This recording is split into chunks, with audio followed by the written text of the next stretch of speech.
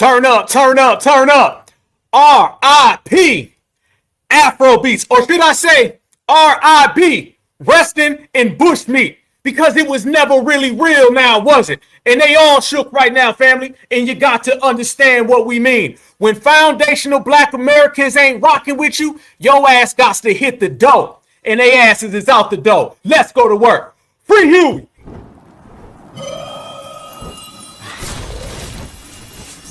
Black Alpha Network, home of Black Excellence. Power to the people.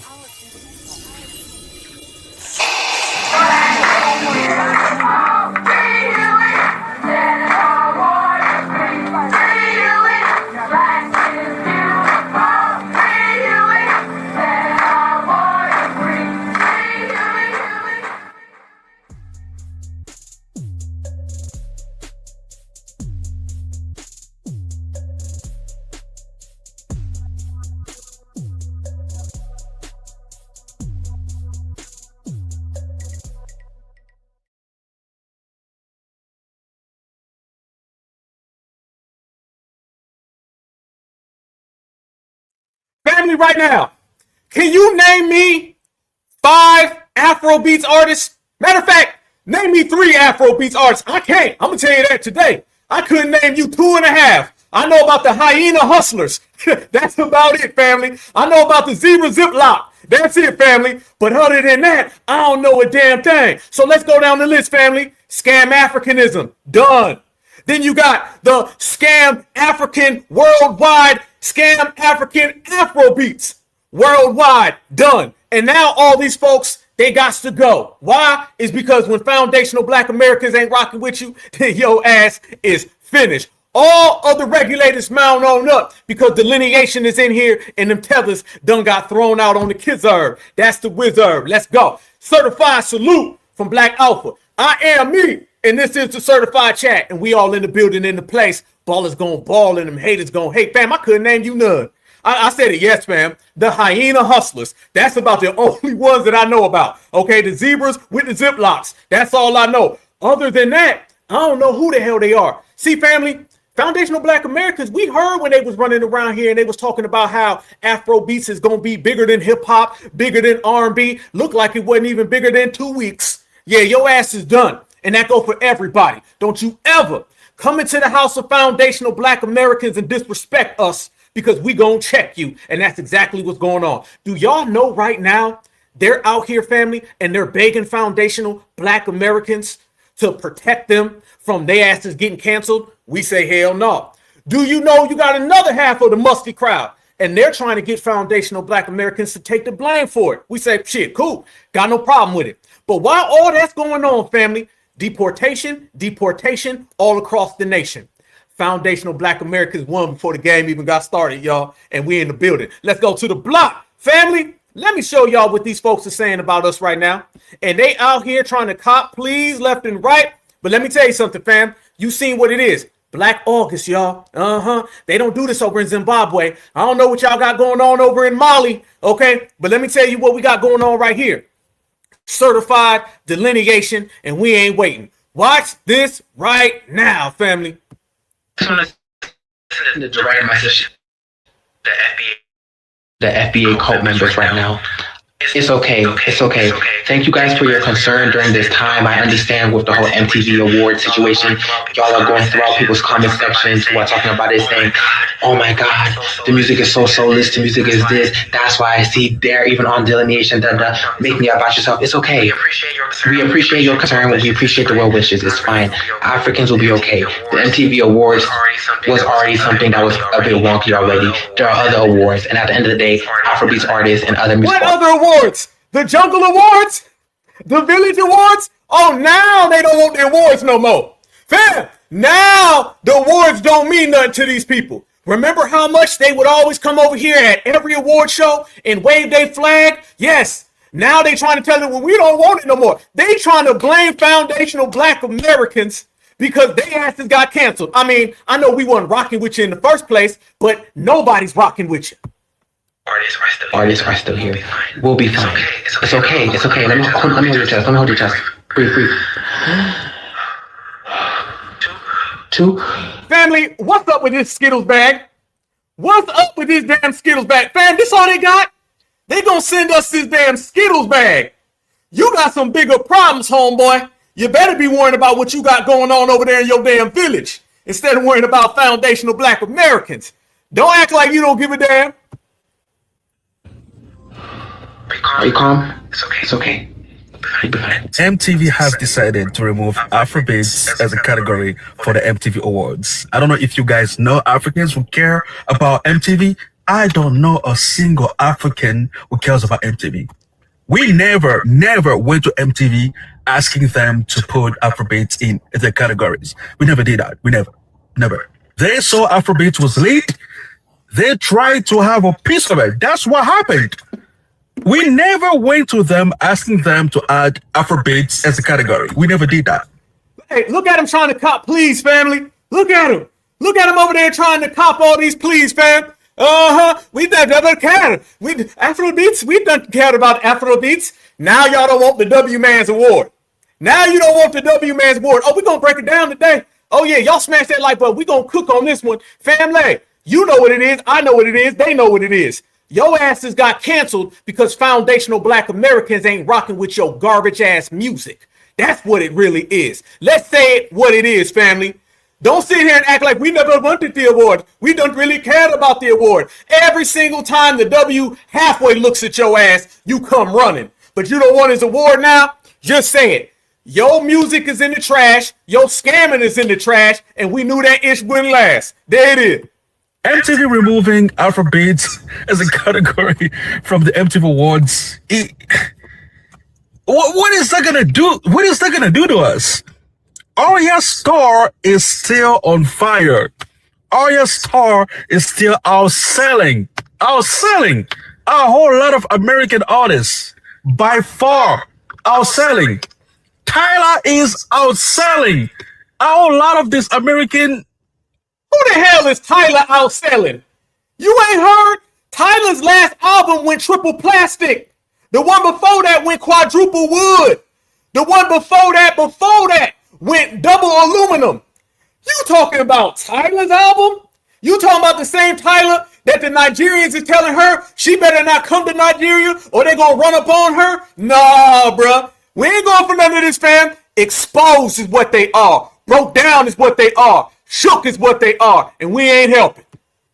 Artists, by far. Don't even get me started on DeVito. We don't care. I feel like these people are under the impression that we kind of need them. Like, we don't need y'all. We don't need y'all, bro. Like, we got 1 billion people on a continent that listen to the music we make. We don't need y'all. Like, we don't. MTV has removed the best. Fam, how well has that 1 billion people on their continent ever served them? Don't sit here. You don't want to get to no numbers game, Mutombo. Mutombo, you better stay away from the numbers game. Because if we sitting here and we talking numbers, them 1 billion people got 1 billion different colonizers. Your ass can't beat colonization. How in the hell you gonna have some music in these streets? Stop playing. Your ass failed. FBA told you. Now you gotta hold this damn L. Tethergeddon has pulled up. Afrobeats category from the awards that are going to be happening September 26th, 27th. They didn't give a specific reason, but the internet, as usual, has... You're talking about the VMAs? Yes, VMAs. Best Afrobeats is not the only category they've removed. They've even removed Best Rock. And I'm tired of the constant tweets and videos about people not enjoying Afrobeats or, I'm only trying to hear 2 Afrobeat songs in the club. After that, it's a wrap. Like, I get the sentiment. If you don't like the Afrobeats in that club, there's so many other clubs. The majority of the clubs in the world do not play Afrobeats. So it's like, why are you telling us? It feels like rage bait, or it feels like you're trying to get... The majority of clubs in the world don't play Afrobeats? No ish. We done told you that, Miss Fivehead. Ain't nobody playing that. It ain't never been bubbling. See, fam, these were the people that was trying to tell us they created hip-hop. And they was trying to use Afrobeats as a prop for them trying to steal hip-hop. Now they all woke up today and they angry as hell because foundational Black Americans told them you should start listening. You might not be in the situation you're in. get a reaction out of Africans or people that enjoy African music, and it's grating to my ears and to my eyes, to my ears and to my eyes. Can you stop that? It's actually infuriating. I just want to send a direct. It's infuriating. You damn right. It's infuriating, just like this PONK right there.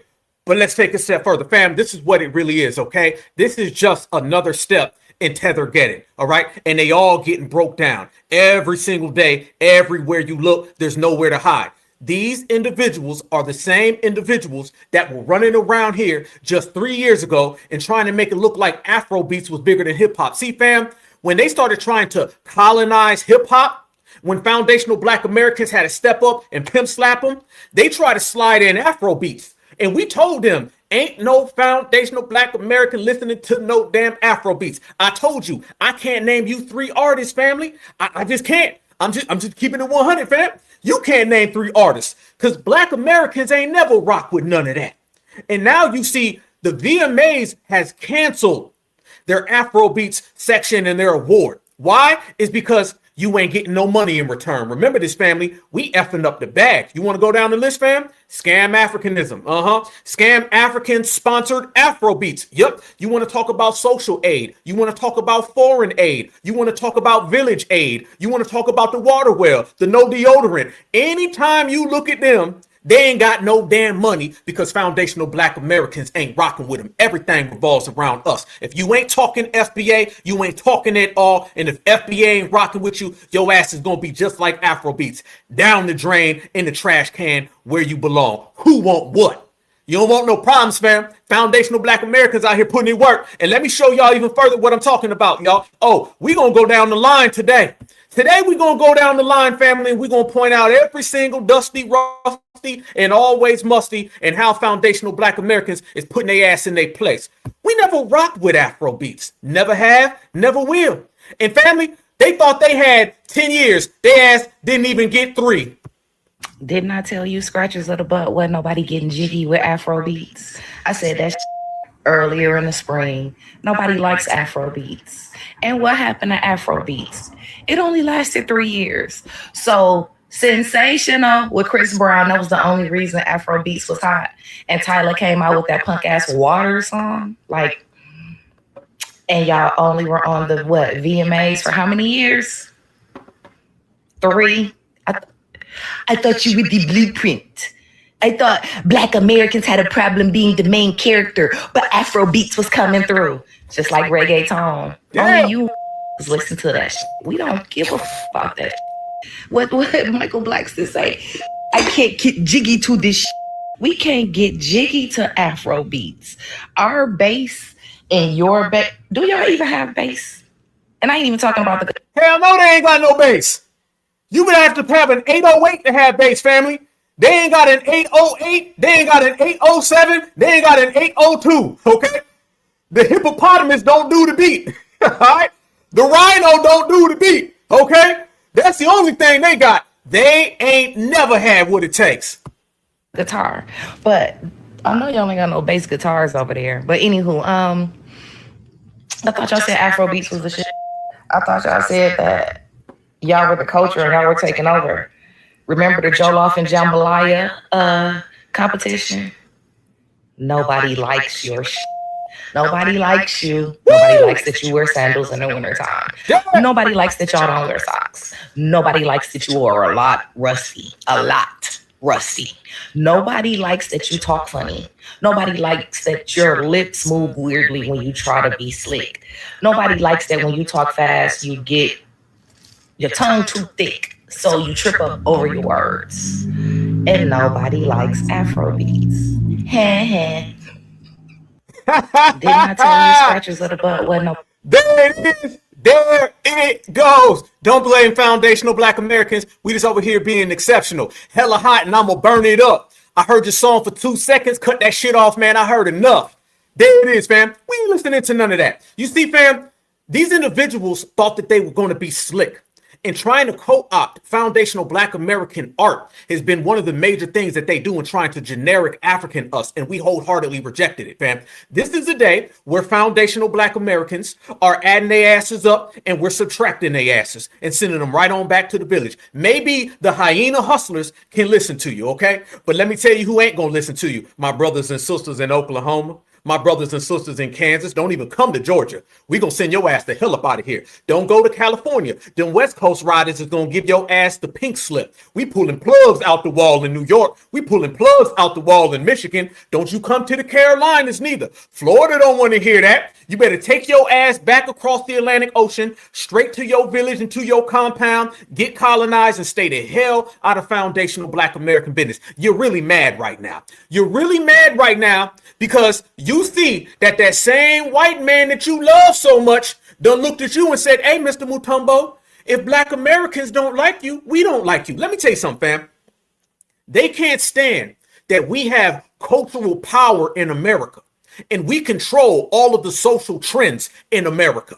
See, they like to run to the white man and say, hey, white man, I give you Afrobeats, you give me hip hop. Well, see, he's in no position to give hip hop. And you can go ask Fat Joe about that. Go ask the Puerto Ricans. Go ask the Latinos. Go ask the Jamaicans. Fam, it's right on down the list. This ain't nothing different than what the Jamaicans got, the Puerto Ricans got, the Africans got. We put all their asses three at a time, three in a line, and send their ass right the hell out of foundational Black American dogs. That's how we do things. Nobody can try to claim foundational Black American culture, and nobody can try to act supreme to foundational Black American culture, especially if your ass has one pair of flip-flops that you've been wearing your whole damn life. Family, their flip-flops lasted longer than Afro beats. So let's go there. You thought you had 3 damn years longer, fam? Hell no. This is what it is. It's a complete shutdown. And fam, like we said, they all over the internet. They mad now. Oh, they mad. Don't let them try to tell you nothing. Tyler know what's up. Tyler know, because they got a lot of internal issues going on over there in the first damn place. Yeah, we know what's going on over there in your eternal issues. We know what's happening over there. How y'all feuding and fighting and y'all bring that stuff into your music, and your music ain't no damn good. I'm asking you, Black Americans, I'll give you one more time, family. Tell me right now, who the hell are these people? I don't know them. I couldn't name you. I'm not even playing. Who the hell are these artists? I ain't listened to an Afrobeat song in my life. And I got about 150 certified down South Georgia boys right here in my neighborhood, and they don't listen to it neither. You ain't talking about no damn Tupac. No, the hell you not.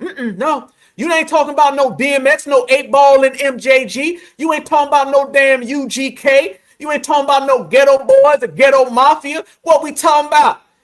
See, family, when these people pop up and they try to pretend like they foundational Black Americans, we spot these people everywhere they go. And then they try to run away. And then we say, yeah, you better take your ass and stay away. That's the difference. But see, let's not forget, how many of y'all remember when Burna Boy was coming over here and he was trying to talk that we all African stuff? See, it wasn't good enough just for them to come over here and try to talk about Afro beats. They had to do what, tethers always do. Tether on to us. See, this is why we don't respect them. If you come over here and you play your music and you keep it in them small little village clubs that you play at, fine, cool, do what you do. But see, they came over here and they thought that they was going to start talking all this we's all African-ish. So it let you know there was a play here. It was a bag here. See, fam, all you got to do is look at how people are trying to infuse us with everybody else, and you'll see what it is. Y'all remember when Burna Boy popped on stage and he said this BS right here? You guys a little bit about where you're all really from. Yeah? Now, when I say, una dead yeah, una say, you say, we did. Una dead yeah? Una dead yeah? That means, are you there? You are here. Thank you very much, Sham. You guys a little bit about where you're all. You're not that there.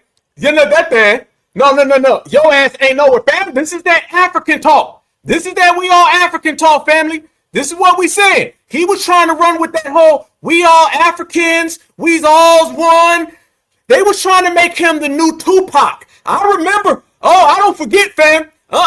No. Foundational Black Americans, we don't forget none of that stuff. They was trying to make this man like he was the new damn Tupac. And let me tell you who they was trying to make like Afeni Shakur. Burna Boy's mama. Yes. Do y'all remember when Burna Boy's mama came out? She said this right here. Well, start out there. What made you say yes to the job? Well, he asked me. Yeah. And he asked me very nicely. And I asked him why. And the answers rang true. He said, "You're the one with the best acumen I know. You're the one I trust the most in the world." Mm-hmm. And to be quite honest, I didn't see him being better with anyone else at the time. What made you believe he was going to be successful? I think I have known since he was probably 13 or 14 that he was going to be great at something.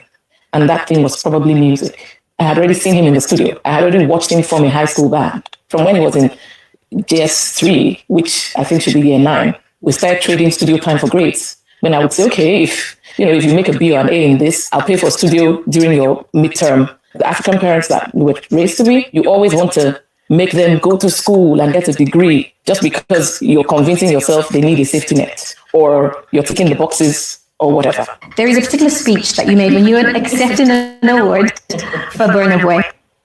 Stop. Hold up. It's the echo in here. Okay, I got y'all.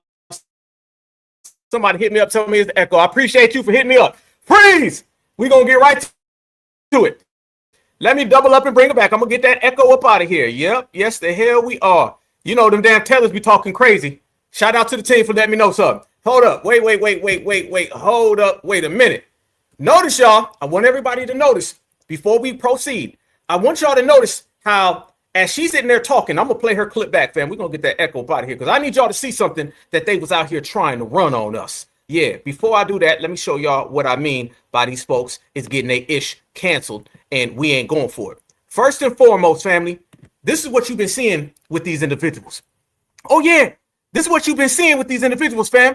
They've been thinking that it's been real sweet to disrespect Foundation Americans, and they've been thinking that it's real easy to say that what we do and what we do really belongs to them. They need tether therapy. That's what it is, fam. Tether therapy, and we gonna get right to it. Now, y'all watch this, what I'm talking about. Let's see let me know if this still echoes.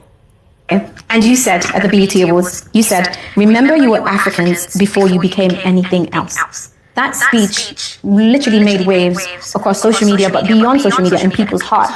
So why did you think that statement was needed, especially to an African-American audience? I actually didn't think. Yeah. I didn't think. It wasn't planned, but this is something that was on my mind. And I realized that, listen, if every room that I walked into in America at the time that had a black person, if there was a... Freeze! Okay, good. I'm glad y'all told me. Hold on. We're going to get that out. Uh-huh. Oh, you think it's the audio? Okay. Still echoes. I got you. Y'all know them damn tethers get to babbling. Them damn tethers get to babbling, family. They mess every goddamn thing up. Damn... That's the tether echo, fam, because they saying a bunch of bull-ish. All that goddamn bull jive. Uh-huh. Yep. Hold on, fam. I'm going to get that right. Give me 1 second. 1 second, fam. Here we go. Oh, let me see if I get that out. 1, 2, 3, 4. Y'all let me know if y'all still hear it. Hold on. True bond between us. And Burn of Way. And you said at the BET Awards, you said, remember you were Africans before you became anything else. That speech literally made waves across social media, but beyond social media in people's hearts. So why did you think that statement was needed, especially to an African-American audience? I actually didn't think. Yeah. I didn't think. It wasn't... God damn, this goddamn tellers. I'm gonna flip the clip. Give me a second. Let me break this down. Fam, let me tell you what she's trying to do here. They sent out Burna Boy's mother, and Burna Boy's mother came out there so she could try to run some type of game, right? She started talking that African talk, and we all Africans, and we need to get along with Africans, and we all friends with Africans. Hell to the no. Hell to the no, fam. These people don't know how to just come over to foundational Black America and just run their game. That's all they do, fam. They don't know how to just stick to the program, say what the hell they need to say. The only thing they know how to do is try to act like they're us. The only thing they know how to do, fam, is try to run that talk like they're down with what foundational Black Americans are doing so they can try to co-opt it. Y'all know what the co-op look like. The co-op got their asses doing this right here. That's what the co-op got their asses doing, fam. Real damn shook, real damn scared. And we don't give a damn. Let's make this clear, fam. Foundational Black Americans, we don't give a damn what they got going on, because when you boil it all down And when you bring it all the way back, these individuals can't stand on their own. And if you can't stand on your own, then you don't relate to foundational Black Americans. Yeah, I'm going to say it. I'm going to say it, and I'm going to run it, and I'm going to make it crystal clear. You don't relate to foundational Black Americans, and foundational Black Americans don't relate to you, because you ain't built, you ain't done nothing, you ain't got nothing, and your ass is stuck exactly where you are. Remember, family, they sent out Puerto Rican Fat Joe, who was getting paid. Yes, the hell he was. He was getting paid good money to try to make it. He was getting all these types of situations that they was putting him in. They was allowing him to go places. His ass was showing up in areas that he ain't never been before. Ain't no damn coincidence, fam. There ain't no coincidence that these individuals were popping up in places that you ain't never seen them in until they started talking all of that we the one stuff. You see, fam, there's a bag in all of that. There's a bag in trying to cosplay foundational Black Americans. There's always been a bag. There's always been a bag in it, and now we disrupted that bag. So, quite frankly, where the hell they gonna go? Where the hell they gonna go now that they can't run around here and say, I'm just like you, brother. We all the same, brother. We all friends, brother. No, the hell we not. It's foundational Black Americans over here, everybody else the hell over there, and don't come running to foundational Black Americans for nothing, because we ain't got anything for you. And remember this, fam, with Burna Boy. Y'all remember when Black Americans checked his ass a couple years ago? Let me show y'all this. Tell me if you remember when he ran his mouth and he was talking real reckless about FBA culture. Y'all remember when we had to check this dude then? Remember this? And then he came out and said he's basically just like Malcolm X. Y'all remember that, fam? He was saying, well, I'm just like Minister Farrakhan and Malcolm X, because he was on record saying some disparaging things about us. Yeah, the hell he is. Yep. Oh, yeah. A lot of people forget. Black Americans had to check his ass way back. As a matter of fact, August 24th, 2023. Isn't it funny how things come around full circle? Full circle, people had to come back and get his ass. Why? It's because he thought that he was going to disrespect our lineage, heritage, and culture, and it don't go that way. We don't tolerate this from no damn body, and we don't give a damn where the hell your ass is from. They got this thing that foundational Black Americans is picking on them. We's being mean. We don't want to give them a chance. No, it ain't got nothing to do with any of that. What it really is that we give you some smoke that you ain't used to. And when your ass get this smoke, don't come running and don't come crying. You just gonna have to deal with it. He was talking all that talk, fam, just like Wale was talking that talk. Notice all of these different African artists, they talk crazy about foundational Black Americans. And then you go back and you look, and they always have some real funny style paperwork. They always have some bad history of saying something about us out of pocket and out of line. Yeah, every single time. It don't miss, y'all. It does not miss. They say something about foundational Black Americans. We call their ass out. And then you start looking and saying, well, hold on, this MF said something about it before. Y'all remember that Mona Leo chick? Remember her, right? Black American princess.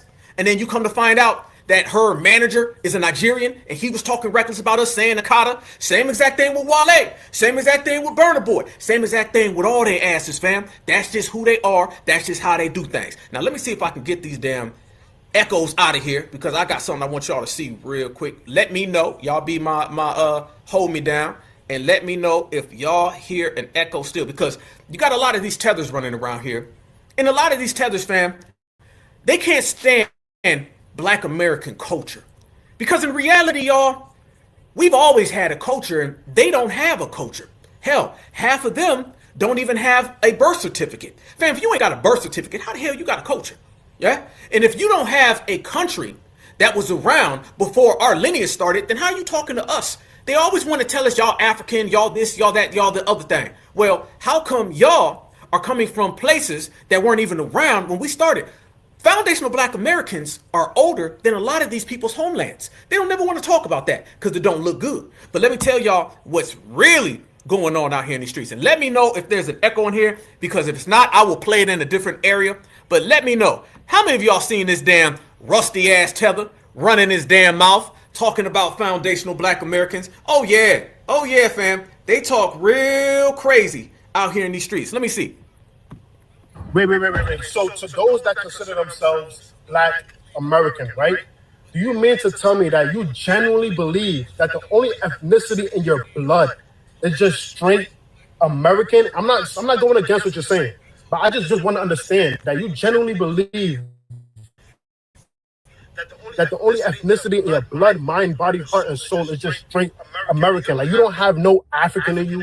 You don't have no Indian in you. You don't have no island in you. Like you believe that your ancestors from 1,000. Okay, I hear the echo. Y'all can hear what this dude's saying. It's a slight echo.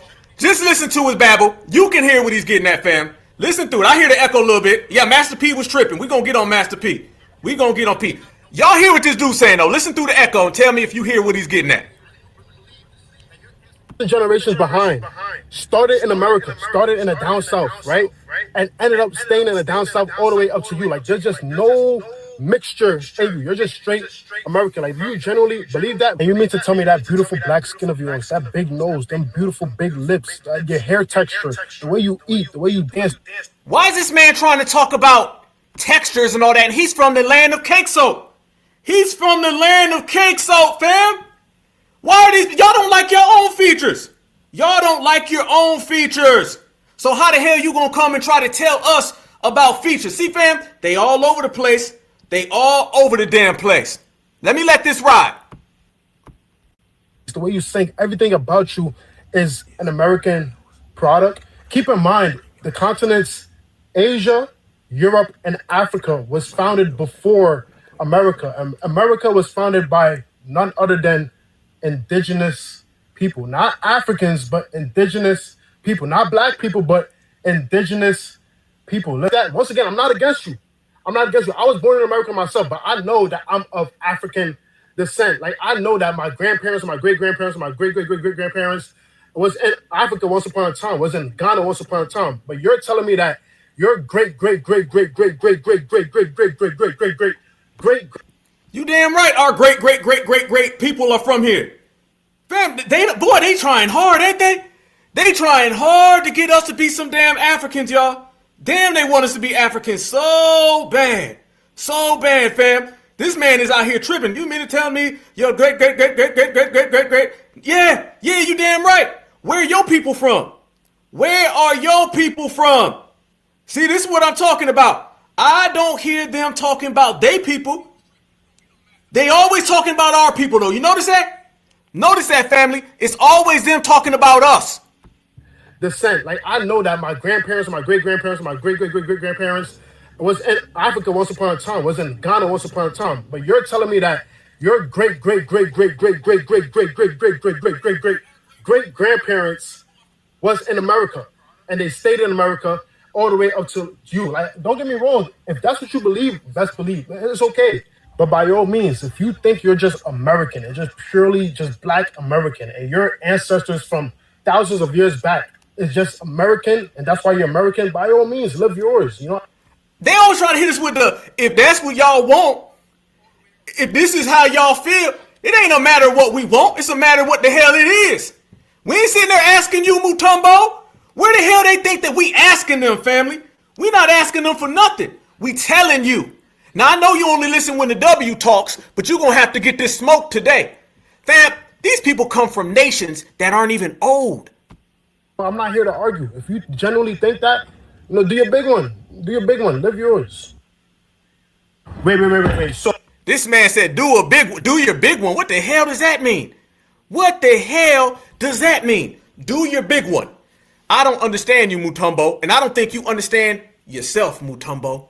You see what I'm talking about, fam? Nobody's obsessed with somebody else's lineage more than Africans are obsessed with our lineage. I mean, these MFers are extremely obsessed with foundational black Americans. That's why we say, fam, they need some tether therapy. And they need that damn tether therapy real quick. I mean, this is pathetic. And when this sister says, you mean to tell me that you're great, great, great, great, great? Yeah, damn right. See, they're upset, fam, because they don't even know where their village is. Okay, this is what it is, fam. They fled their homeland. We got a bunch of people who fled their homeland trying to tell us about our homeland. You ever notice that, family? It's always somebody who ain't even in his homeland trying to talk to us. If you ain't in your homeland, why the hell you talking about my homeland? It doesn't even add up. But you're going to continue to get that work. Furthermore, fam, brothers and sisters ain't playing, and we putting these folks all out on the curb.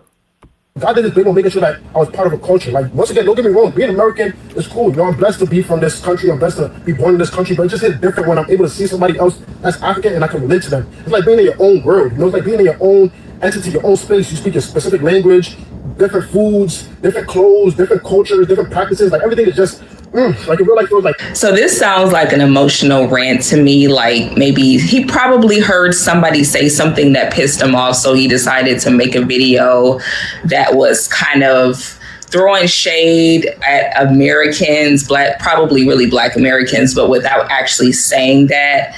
So, because I mean, I think it's pretty obvious.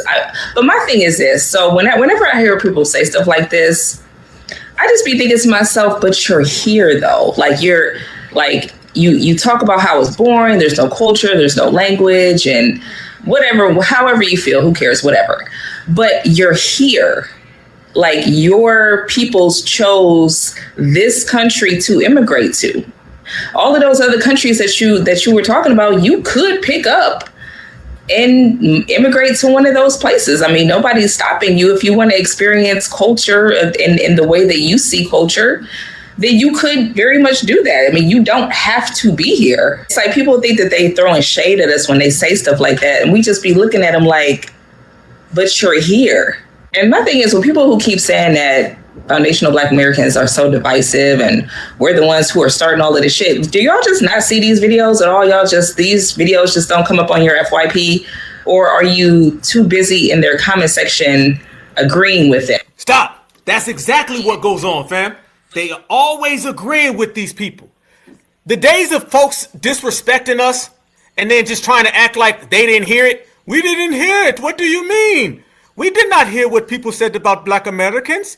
We was not available. We was not available to hear it. No, you hear, fam. Notice that we are the ones who always seem to see what people are saying about us, but everybody who hates on us, they don't ever seem to see it. No one ever seems to see these millions of videos disrespecting FBA. Nobody ever does. It's always skipped over. It's always jumped around. This ain't working, fam. We gonna start exposing people for what they are, and we gonna start checking folks for what they are. Your ass says something about FBA, your ass gonna get checked by FBA. Your feelings get hurt, who give a damn? Your ass runs to the W, he can get it too. I see these videos at all, these videos just don't come up on your FYP? Or are you too busy in their comment section agreeing with them? Because I went through the comment section and most of people who are non-American were agreeing with what he's saying, but yet we're the ones who are xenophobic and divisive. That's interesting. So is it really that America doesn't have any culture? Or is it that you really just don't like Americans, but you don't really want to say that because you kind of look a little bit stupid, seeing as that you're choosing to live here? That's what it is. You choosing to live in a place where you be disrespecting the people. That don't work. That don't work. Somebody in the chat, you said it looked like your ex. Somebody in the chat choosing. What's this girl name? Is it Leo Theo? What's her name? Leo Theo, you got somebody in my chat in here choosing on you. That man said, that look like my ex. You in there choosing, bro. It's all good. It's all good, homie. I ain't mad at you, dog. Do you, bro? Do you? Some people TikTok, some people date. But it's all good. It's all good.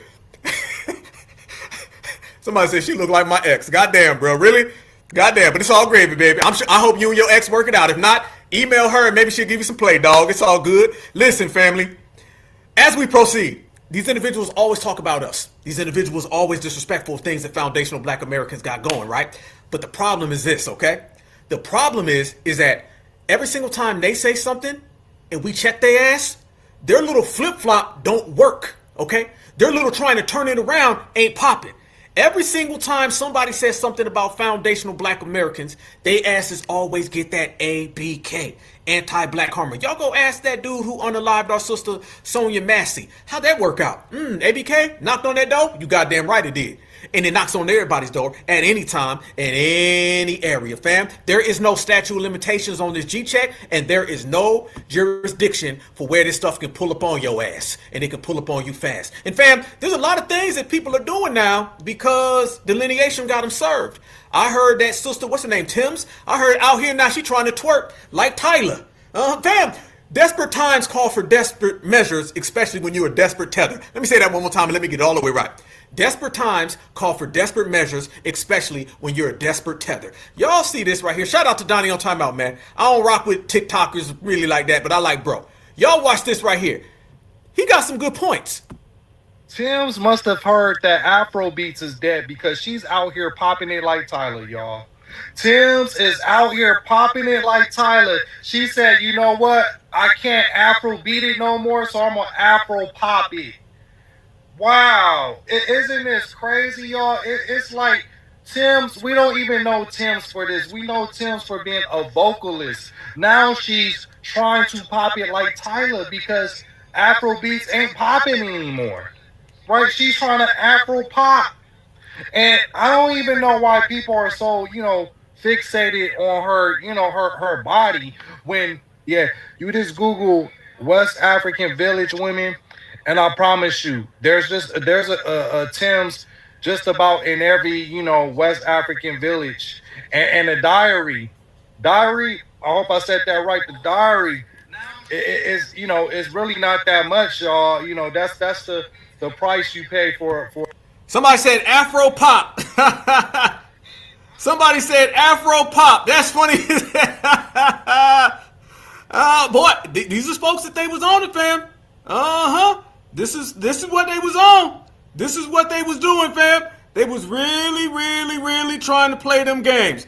Now you see them out there, they're doing all types of things. Fam, they got to go and go do different things. They got to play different games. That's what they doing. Here we go furthermore.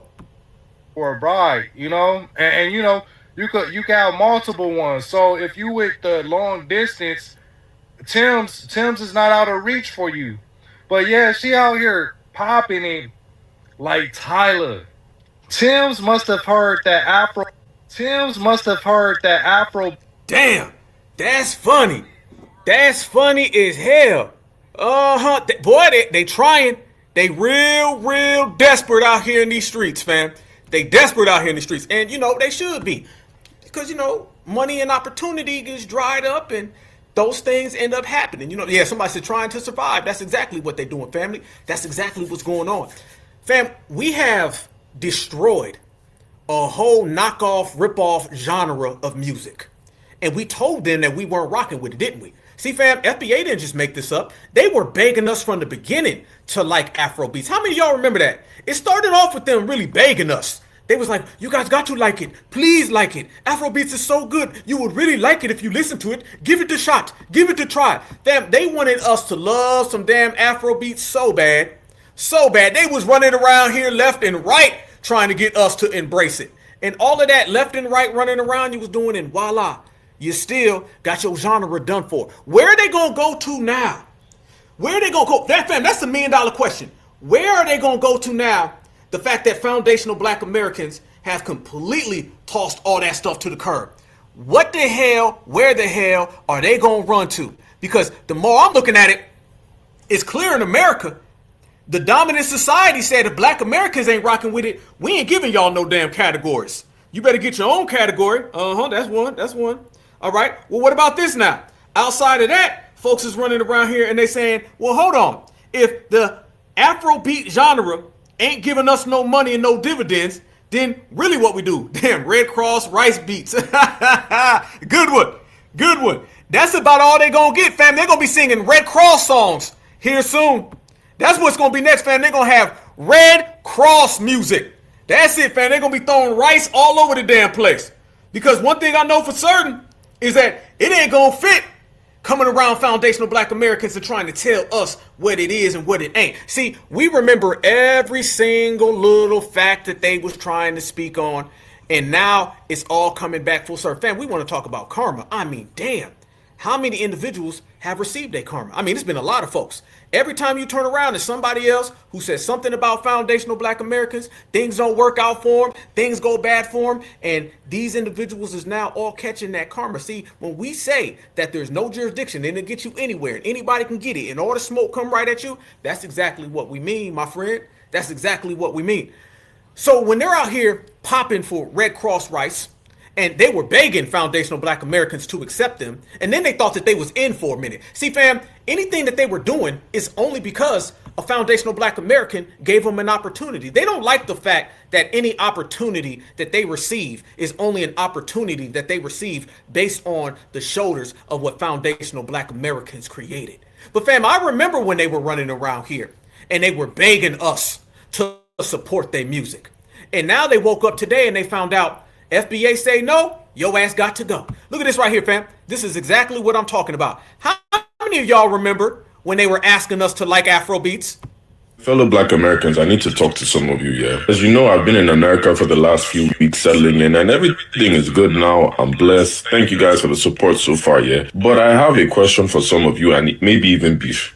Why is it that some of you don't like Afrobeats? Now, when it comes to music, we all don't have to like the same thing. That is fair, right?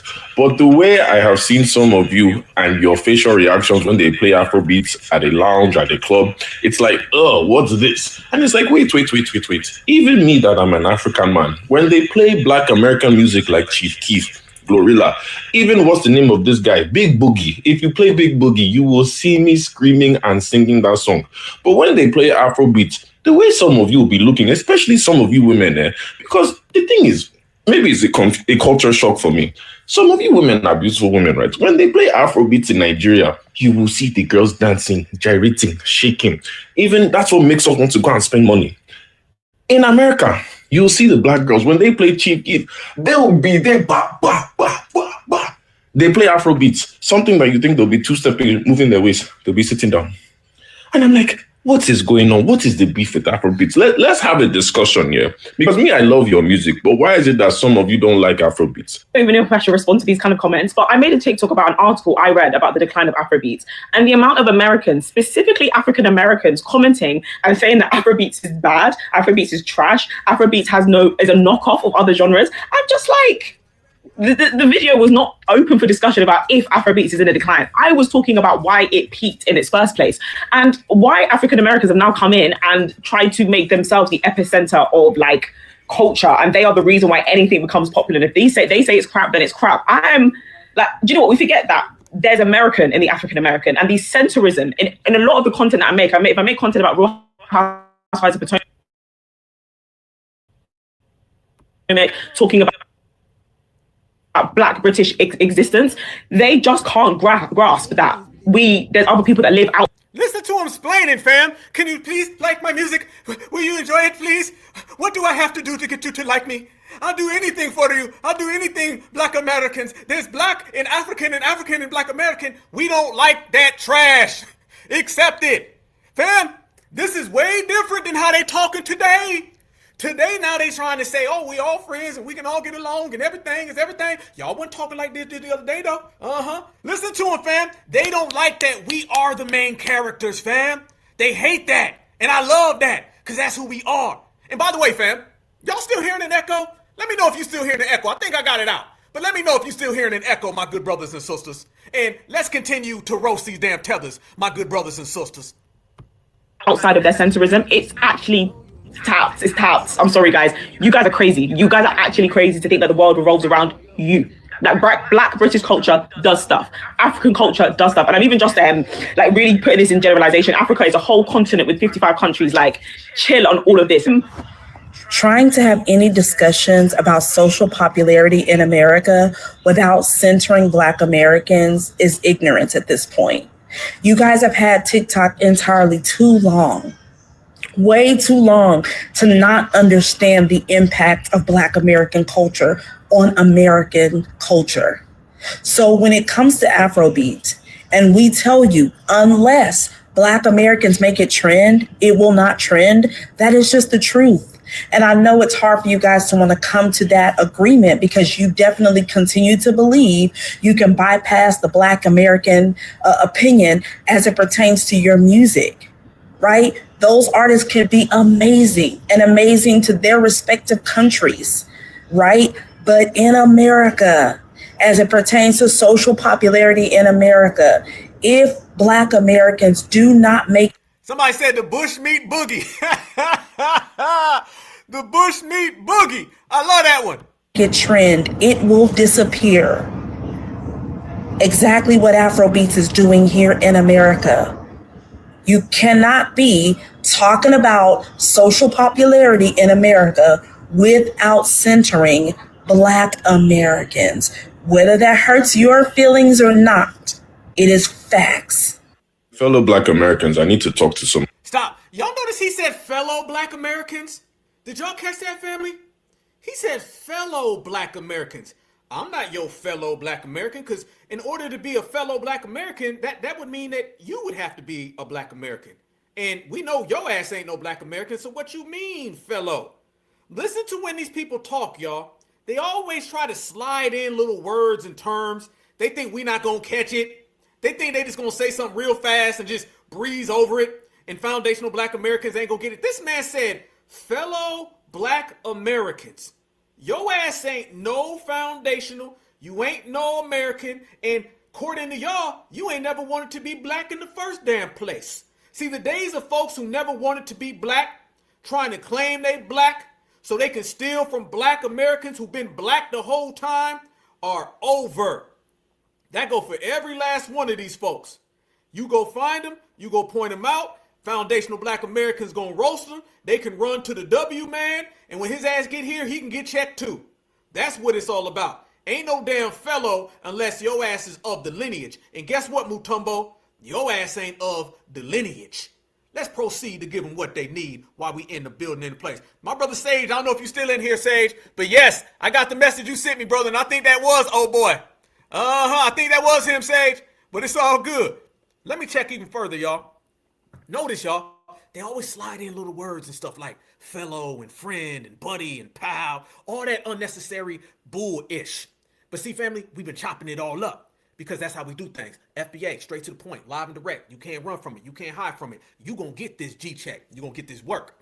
And that's what's happening to them, fam. They all getting this work and they all getting it right there on the front line, and we enjoying everything that we doing. Correct? Yes. Let me take it even a step further, y'all. Black Americans, I didn't want to have to do this today. I really didn't. I want to just be simple. I want to be just a civil Black alpha. But family, how can we ever, I mean ever, be a part of a lineage with people who participate in this type of behavior right here? Fam, does this look like somebody we want to be down with? Back come pick up 2 fireball, no man, and a cap in my dog of a fireball. Yeah, man, the people, the dog forward back come pick up 2 fireball, no man, and a cap in my dog of a fireball. What and the acid hell? ball, you see me? Yeah, man, I see dog to ya. The dog to them white man, no cap in man. The thing you can style the dog thing again. Show them a knee cup, dog. Show them a knee cup. No boy, man. See how the dog need the white. Any bum buckle black man with pussy cloud catch. A bitch shot. Oh, I'm doing it up. I wish I use a bum buckle fireball and believe. Whoa, he got a cake soap twin. Fam, there's 2 of them. Not one. There's 2 of them, fam. How, if one wasn't bad enough, another one pops up. Oh, no. We're not fellow anything. I'm sorry. I hate to break it to you, dog. And they go for you and your cake soap buddy. Okay? We not the same. Okay? We gonna go ahead and chop that one down right now. You ain't us. We ain't you. You see us walking down the street. You continue going on about your day. Stay away from FBA. What the hell is this, family? What are we looking at, brothers and sisters? Why are these people even trying to talk to us like we the same? If one wasn't bad enough, y'all, we got 2 of these individuals. And both of these individuals is jumping in cake soap. Dog need a white. Any bum buckle black man with pussy cloud catch.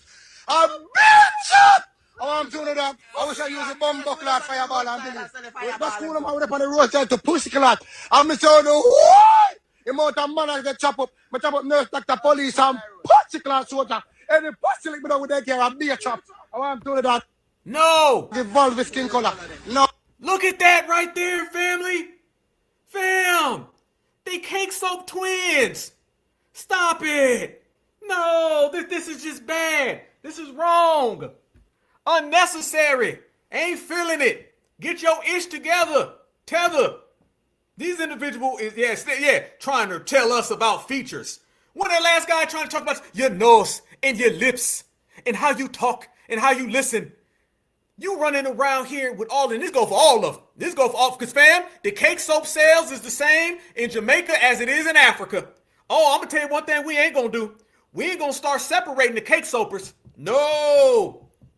Well, fam, your asses is all cake soapers. We is not going to sit here and let these individuals say, well, no, that's him cake soaping. We don't cake soap. Where you see one cake soaper, you see another cake soaper. Them is both cake soaping ass people. We are not equal. How about that one? You down with it? I'm down with it. We rocking with it. Fam, Afrobeats, scam Africanism, the diaspora. These are things that we have canceled, and we've done it all in this era. You don't hear about Afrobeats. You never heard about Afrobeats. Oh, buddy was talking about why when we in the club, when you play Black American music, they dance? Because Black American music is better. That's why. If the dancing is better. If they ain't dancing, it's trash. Nobody listens to your music. Nobody plays your music because it's garbage. Straight up and down. And just like old girl was saying earlier, when she was talking about how people flee here and then hate on here, okay? That type of energy where you flee to a place, but you hate on the people who are there, that doesn't give you any type of clout, okay? Your ass is trying to chase clout, but you running off a cliff. You still end up exactly where you've always been, racially homeless. And that's really what these migrants and these tethers and these fleers are. You see, fam, they don't want to go back home. They'd rather stay in America, hate on America, get deported from America, than ever go back home and fix their homeland because it ain't in them. See, in order to do something, it's got to be here, fam. It can't be on you. It's got to be in you. And it's clear it ain't in none of these folks. That's not our problem. That's they problem. And they got to deal with it. Fam, let me show y'all even further what I'm talking about with these damn cake soapers. I mean, damn. Cake soap left, cake soap right. And damn it, foundational Black Americans is watching these folks crash out in real time. And we're seeing it live in living color. Fam, do you know now they're coming up with new words to try to hate on FBA? Fam, they're just making up stuff at this point. Yes. Have y'all heard of Balkanize? Have y'all heard of this, fam? Fam, I never heard this before. Fam, Balkanize. They're coming up with terms because divisive didn't work. Nope. Y'all's a hate group ain't working. Nope. Reject. Y'all's don't want to be with your brothers ain't working. So now they just coming up with words, fam, and they trying to make it stick because ain't nothing sticking. Let me tell y'all what this is all about, and I'm gonna make this clear. A lot of people been talking about delineation. Delineation is not about division. Delineation is about precision. Remember that, fam. It's not about division because we've never been connected to you. In order to divide from something, you have to literally, physically, scientifically be connected to them. We ain't connected to you, so we reject your term about division. Now, precision, that's something more precise. Precision means to the T, absolute, directly, factual. That's what delineation is about. Delineation is about us with precision letting you know our lineage. Precision, our heritage. Precision about the percentage of what foundational Black Americans have created in America, and that's everything. Fam, y'all look at this right here. Remember last week we was going in on this two-tone tether? Y'all remember this two-tone tether? Oh, she's back now. She's back, fam, and she said she's got the word of the day. The word of the day, family, is whatever the hell she's trying to spell. Watch. It's your girl Sunset Monet with today's word of the day. Today's word is balkanize, which means to divide a larger group. Balkanize. Fam, they out here going into the dictionary trying to find a word to smudge Black Americans. Balkanize? If you don't get the hell up out of here. Today's word is balkanize, which means to divide a larger group, region, or a community into smaller sections that are often hostile or uncooperative with one another. I know that was a mouthful, but I say this with love. My recent post has caused me to take a step back because something I very much so underestimated is the hate that Black people have for one another. I absolutely underestimated how much hate we have for one another. I didn't realize that we allowed ourselves to become balkanized. Listen to her sitting there guessing, fam. We allowed ourselves to become balkanized the same way your ass allowed yourself to become tethernized or cake soapinized or mustinized. Yeah, fam, they making up stuff now. This is how desperate these are. Balkanized, literally to become balkanized over which nationality can claim the term Black. I didn't know our hate was this deep rooted. There are so many think pieces and so many videos that I'm getting sent by people that have already blocked me, stating that I'm not a foundational Black American, I can't claim that I'm Black, so on and so forth. First off, coward, why are you talking about me and not allowing me the ability to respond? But yet all of my videos are all over your face. That's cowardly. Second of all, I am to the abrupt understanding. No, what's cowardly is putting that goddamn carrot top on your head and thinking that we weren't going to call it out. What's cowardly is going into the dictionary, coming up with a word that your ass ain't even heard of and trying to put it on FBA. Fam, they trying to say balkanized now. If you don't get your musty ass the hell up out of here, if you don't get your cake soap, musty two-tone tether ass the hell up out of our face, that one ain't gonna stick. Good luck with that word. I'm gonna tell you, balkanized is gonna be just like Afrobeats. Some shit that didn't stick. Some stuff that got canceled. Some stuff that got snatched out the wall. Nobody's gonna run around here and talk about balkanized. You balkanize me. You Black Americans, all you want to do is balkanize. You want to balkanize? How dare you balkanize me, nigga? Niggas want to balkanize? Yeah, that one ain't gonna work. You better be worrying about that broken ass homeland you come from and quit worrying about balkanize. That some of you don't read. You absolutely don't read, and I cannot have a conversation with people who are literally dedicated to their ignorance. Okay, I can't, because you don't read. Because if you did read, you would understand that Marcus Garvey. You don't read? She sound like Roland. You don't read shit. Beep beep. You don't read. They're both Haitian, I heard. I can't, because you don't read. Because if you did read, you would understand that Marcus Garvey was a foreigner. Hold on. Malcolm X's mother was from Grenada. So we have a Jamaican and a Grenadian, right? Y'all notice whenever they say Malcolm X, they always talk about his mother and they say he's Grenadian, but they don't ever talk about his father who's FBA. You ever notice that, family? You ever notice that? So by their own logic, he's FBA then. They always skip over that. You can't have Brother Malcolm. You can't have Malcolm. You just can't. Just like you can't have balkanized, okay? That's just it. And you can't have a functioning homeland if you don't try it damn again. Did you know, right, because some of you don't read, so maybe I'm giving you new information. Did you know that Malcolm X founded an organization called Afro-American Unity? Is this news to you? Where he was trying to put together and bring together all of the Black people from all the different states, all the different nationalities from all over the world. He was trying to bring us all together to... No, he wasn't. No, stop. Fam, you're not going to sit here and you're not going to discredit Malcolm X. They always try to pull that. Malcolm was trying to bring people together. Y'all notice how she's trying to give Malcolm X resume to Marcus Garvey and trying to dump Garveyism onto Malcolm? Y'all notice that, right? Notice what she's doing right there, family.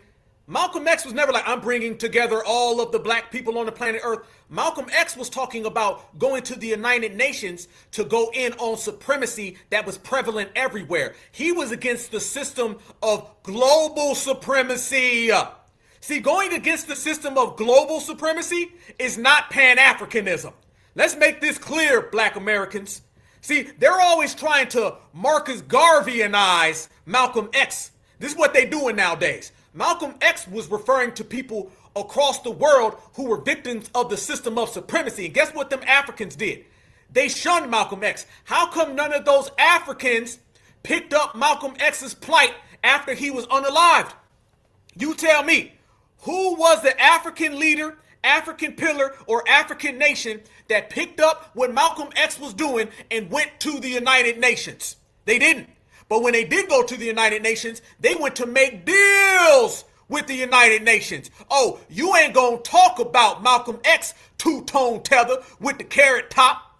Oh no, you better balkanize your ass back to Haiti before I balkanize your ass to ICE. That's what we gonna do. If somebody gonna get balkanized up in here, it's gonna be Tom Homan. That's what the hell you better worry about Tom and quit talking about brother Malcolm.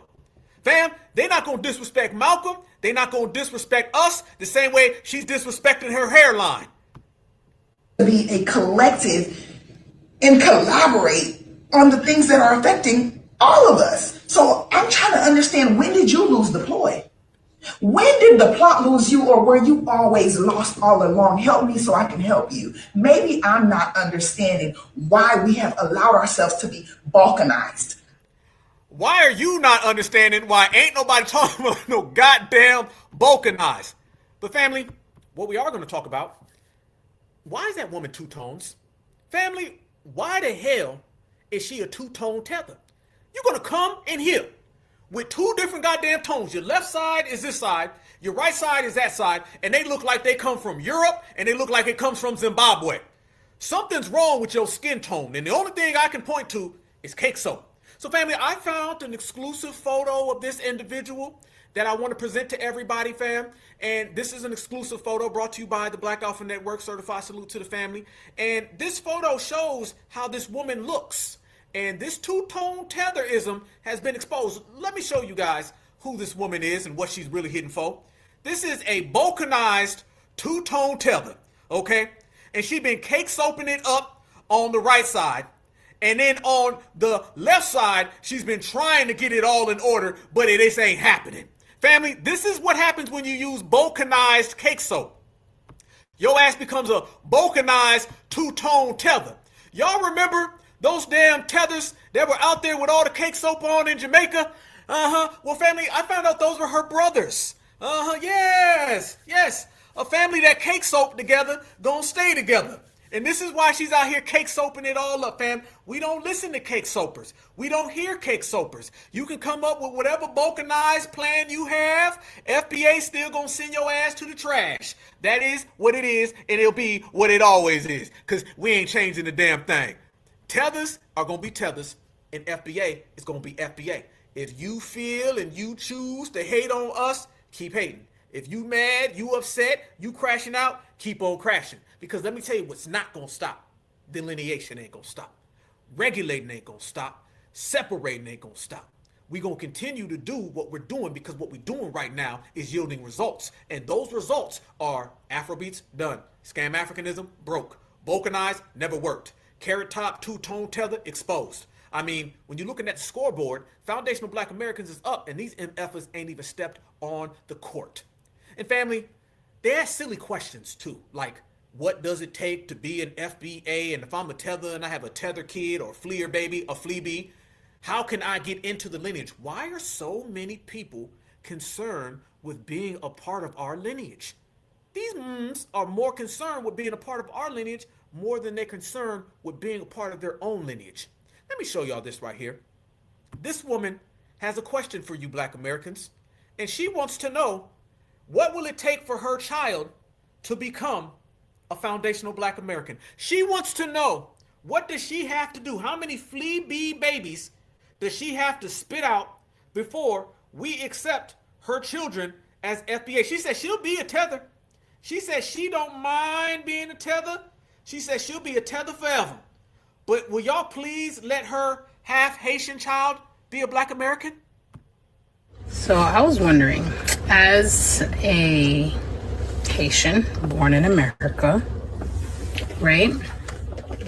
I was told I can't call myself a Haitian American. I'm just Haitian.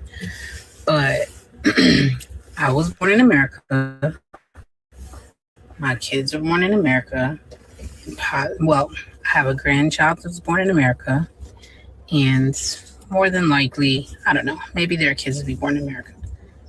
When are they, I guess, allowed to call themselves American? Like, how deep, like how deep does your ancestry have to go before you can call yourself an American? Like real question, because I'm confused. Like I get it. I'm a tether.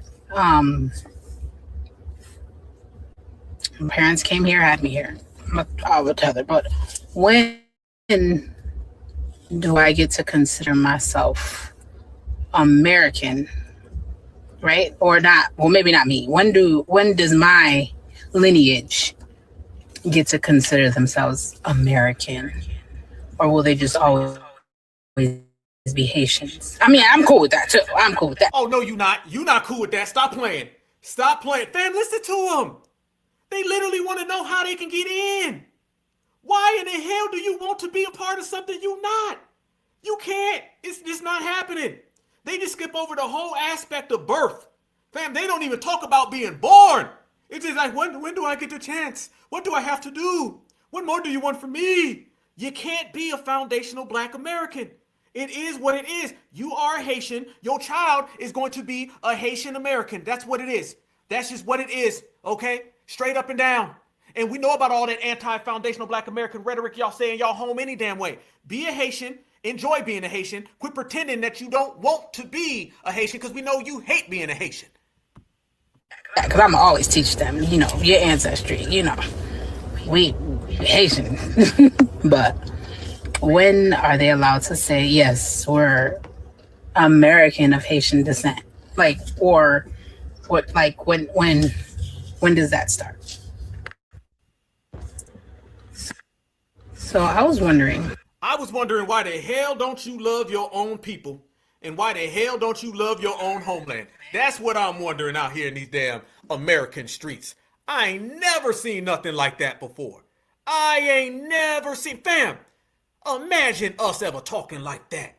You ain't never seen a foundational Black American saying, what does it take for me to be a Zimbabwean? Do I got to have 15 kids, 25 kids, 32 kids? Can I be from Nigeria? How many Nigerian babies do I have to have? Man, we don't talk like this. They're literally having conversations with us, asking us how many kids do they have to have before the kid becomes us. You can't, because you're lacking something. Blood, DNA, okay? You ain't a part of the family tree. The whole world acts like they don't understand what lineage, heritage, and culture is when it comes to us. She talking about Haitian. Well, just be a Haitian. You talking about being a fleer, then be a fleer. You want to have a flea bee baby, have a flea bee baby. But your flea bee baby is not a certified. It is what it is. See, fam, this is why two terms are effing them up. Foundational, Black American, foundational, whooping them up. And certified is really whooping them up. And I'm going to tell you another reason why. See, when you say certified foundational Black American, that separates all of the people who are trying to weasel themselves into our ethnicity. There's only one certified. You can't be a half certified, a kind of certified. Certified is just like foundational. It is very direct, it is very pure, and it's to the point. You can't run around here and say you're certified in something that you ain't. You can't be a nurse and you ain't got a certificate. No, you can't be a certified want to be. You can't be a doctor and you ain't certified. See, when we say we certified, family, that's separating everybody who's asking us, can they be a part of it? You cannot immigrant into a lineage. You just can't do it. No, hell no. You cannot immigrant or migrant or flee into a nationality culture. You can't do it. There's no shared experiences between us. Your ass is in the bushes with bushmeat. Your ass is with the mud in the mud pie in the mud hut. And foundational Black Americans is over here getting money and eating soul food. I mean, goddamn. It's not my fault that my ancestors created something so lovely for me that your ass has to sit there. Fam, let's go there. I want to talk about something. Let's break it down, fam. We're going to break it down today. We're going to break it down. What we're dealing with now, foundational Black Americans, my good brothers and sisters, what we're dealing with now is third world people, okay? Foundational Black Americans, we are the only first world Black people on the planet Earth. And what we're seeing now are third worlders who are trying to flee into the first world, and they're trying to use us as a prop and a mechanism to slide in and gain access to the United States. You go read any sociology book and they'll talk about the mentality of a third worlder.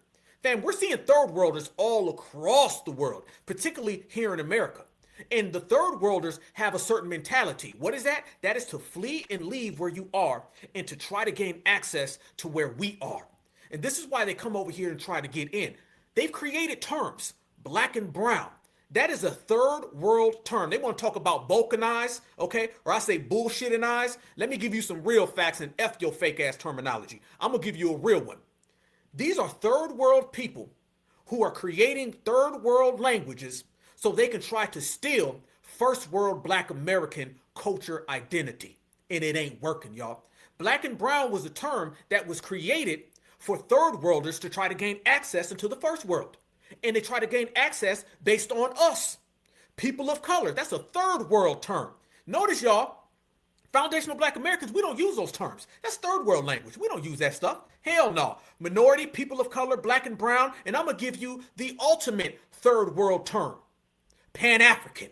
See, now, family, we always got to associate Pan-Africanism for what it really is. It's a third world term used by third world individuals who are trying to flee the third world and come into the first world, a first world in which we created. Remember, if you're talking first world, it's America and it's everybody else.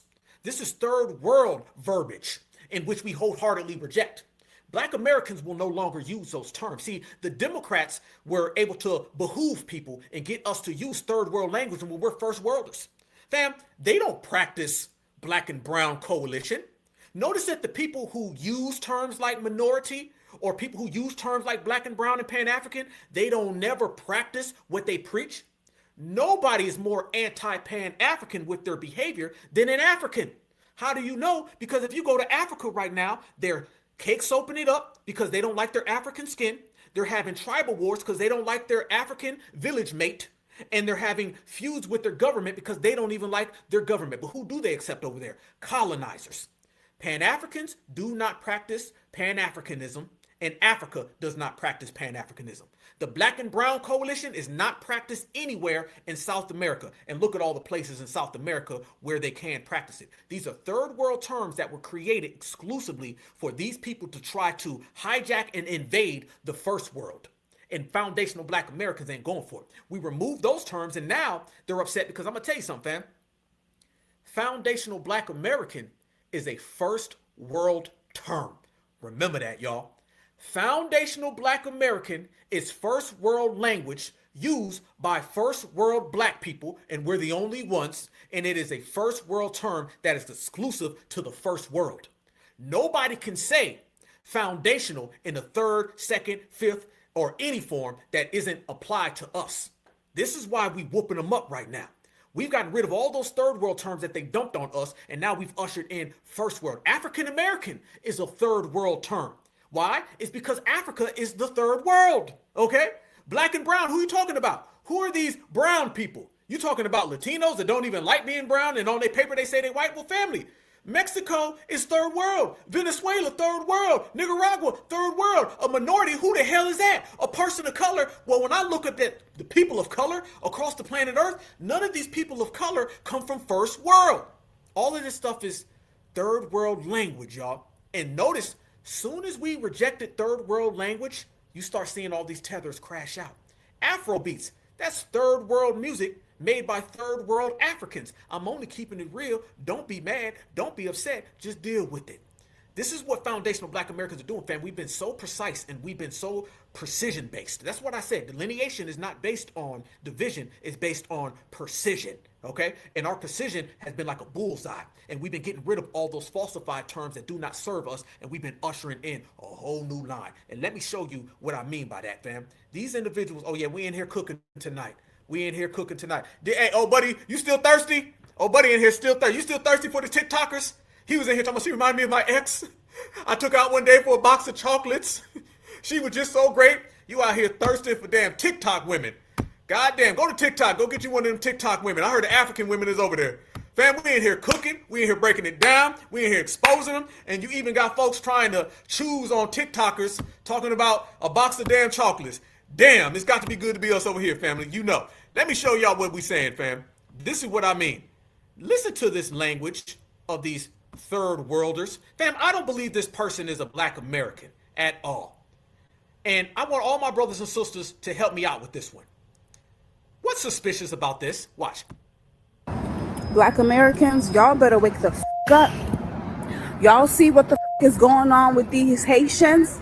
And y'all sitting here talking about, yeah, get the Haitians up out of here. Yeah. Somebody said Thirsty Tuesday. Hey, Thirsty Tuesday for TikTokers. We ain't doing none of that over here. We certified. Y'all see what the is going on with these Haitians? And y'all sitting here talking about, yeah, get the Haitians up out of here. Yeah. We next. The you mean? We next. These ain't playing with y'all. And y'all can't see that they've already shipped over the people who they want in this country. What? We are being replaced slowly but surely by illegal immigrants. What? Fam, are you following this? What the hell is she talking about? She just said that we need to stick up for the Haitians, and then she said that we're being replaced by illegal immigrants. Ain't that why folks would want the Haitians to go? Because they're being used as an erasure? Fam, in 1 minute, she's identifying an erasure, and then in the very next minute, she's saying that we need to support the people who they're using to erase us with. I have literally no godly clue what the hell this person is talking about. This is real tetherfied, y'all. Fam, that makes no sense. She's saying we're next and we need to go help the Haitians, but yet she's saying we're being replaced by illegal immigrants. Yeah, the damn Haitians and Jamaicans and Africans is who they were trying to use. We next. These ain't playing with y'all, and y'all can't see that they've already shipped over the people who they want in this country. We are being replaced slowly but surely by illegal immigrants. That's who they want over here. So while y'all sit here, oh, just leave them alone. What the fuck you think? Fuckers say, oh, we're black Americans. They can't cook us out this country. This is our home. Bitch, you think they give a fuck? How you? Oh, I'm getting tether vibes here, fam. Oh, I'm getting some severe tether vibes up in this. This look real tetherish, fam. Oh, this is super tether energy. You seem to be sneakily sticking up for Haitian. Fam, listen to this roundabout way where she's trying to make it look like she's advocating for us, but in reality, she's over here trying to get us to save the damn Haitians, trying to use our terminology. They trying to replace us with illegal immigrants, but them illegal immigrants, I want y'all to go help them tonight. What? This is a damn tether, fam. We got here. Y'all better wake the up, and I don't know what's going on with the gangbangers, the Bloods, the GDs, the Crips. Y'all need to come up with a plan or something, because it's more of y'all than it is the government. Y'all can gang bang on each other, up the hoods, tear up the neighborhoods, but you're scared to go to war with the government? I don't understand this. But y'all better wake up and pay attention, because these white people ain't playing with you. These are not playing with you. And once they open up martial law and start sending these to your house, snatching you and your kids out, putting you in cages, you're going to be looking stupid. Mark my words. We're next.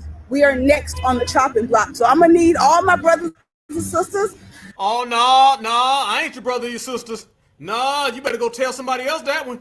No, hell no. Fam, and then throw in at the end, all my brothers and sisters. Yeah, I sound like your brothers and sisters is from that damn third world I was just talking about. Fam, we got to watch out for these third worlders. We're going to have to really watch out for these third worlders, fam. Now they trying to get real slick with it. Ain't nobody falling for none of that. You better take your third world ass back to the third world and go try to play them, because them games ain't working over here. Hell to the no.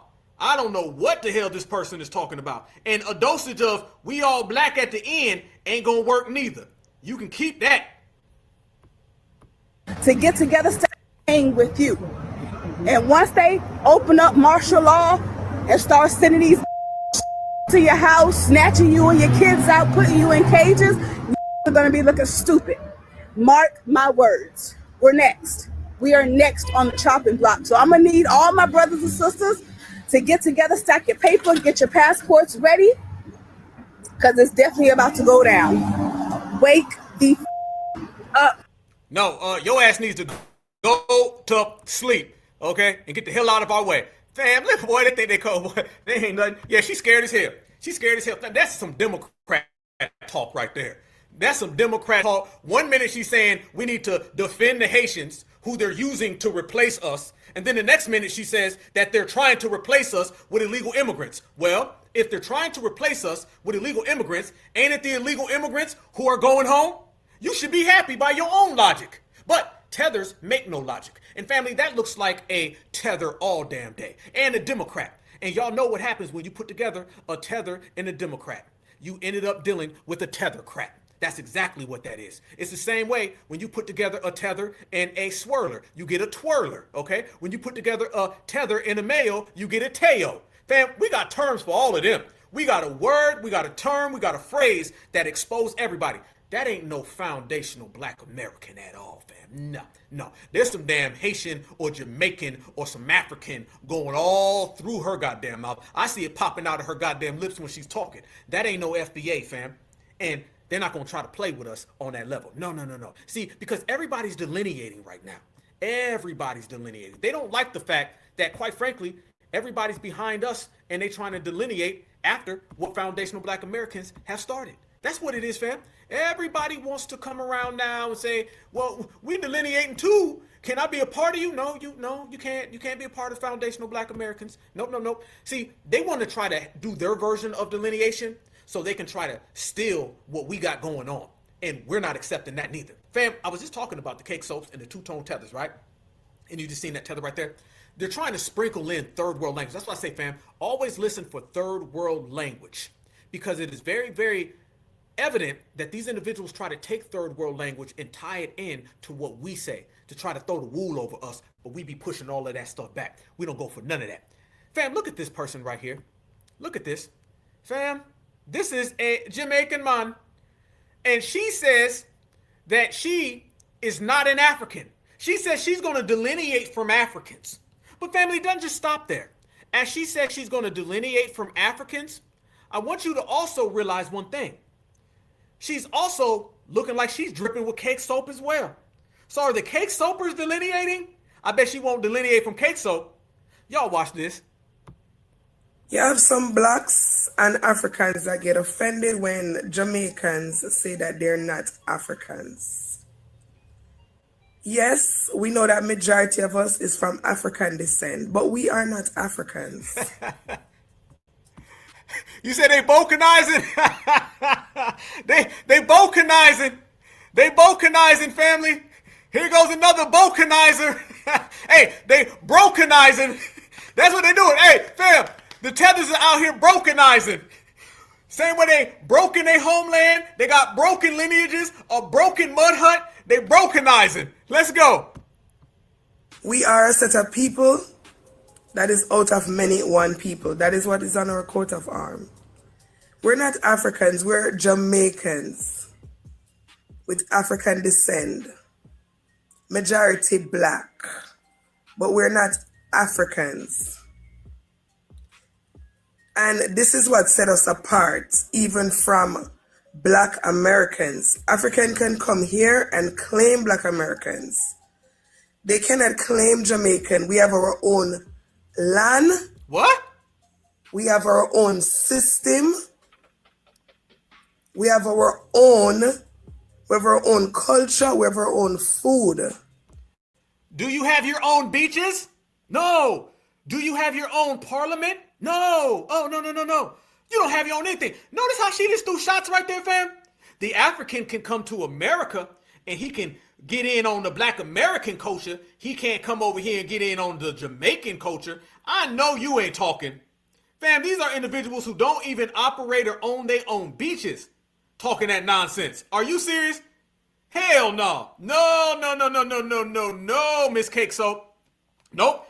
By the way, you're supposed to put cake soap on your skin. You ain't supposed to smoke it. Fam, they smoking cake soap. These are some damn cake soap smokers. If you don't get your damn cake soap smoke the hell out of here, did she just sit there and try to make it look like they're non-delineated proof, but we can get stuck and stole from? Nah, bruh. Americans. African can come here and claim Black Americans. They cannot claim Jamaican. We have our own land. We have our own system. We have our own culture. We have our own food. Our own music.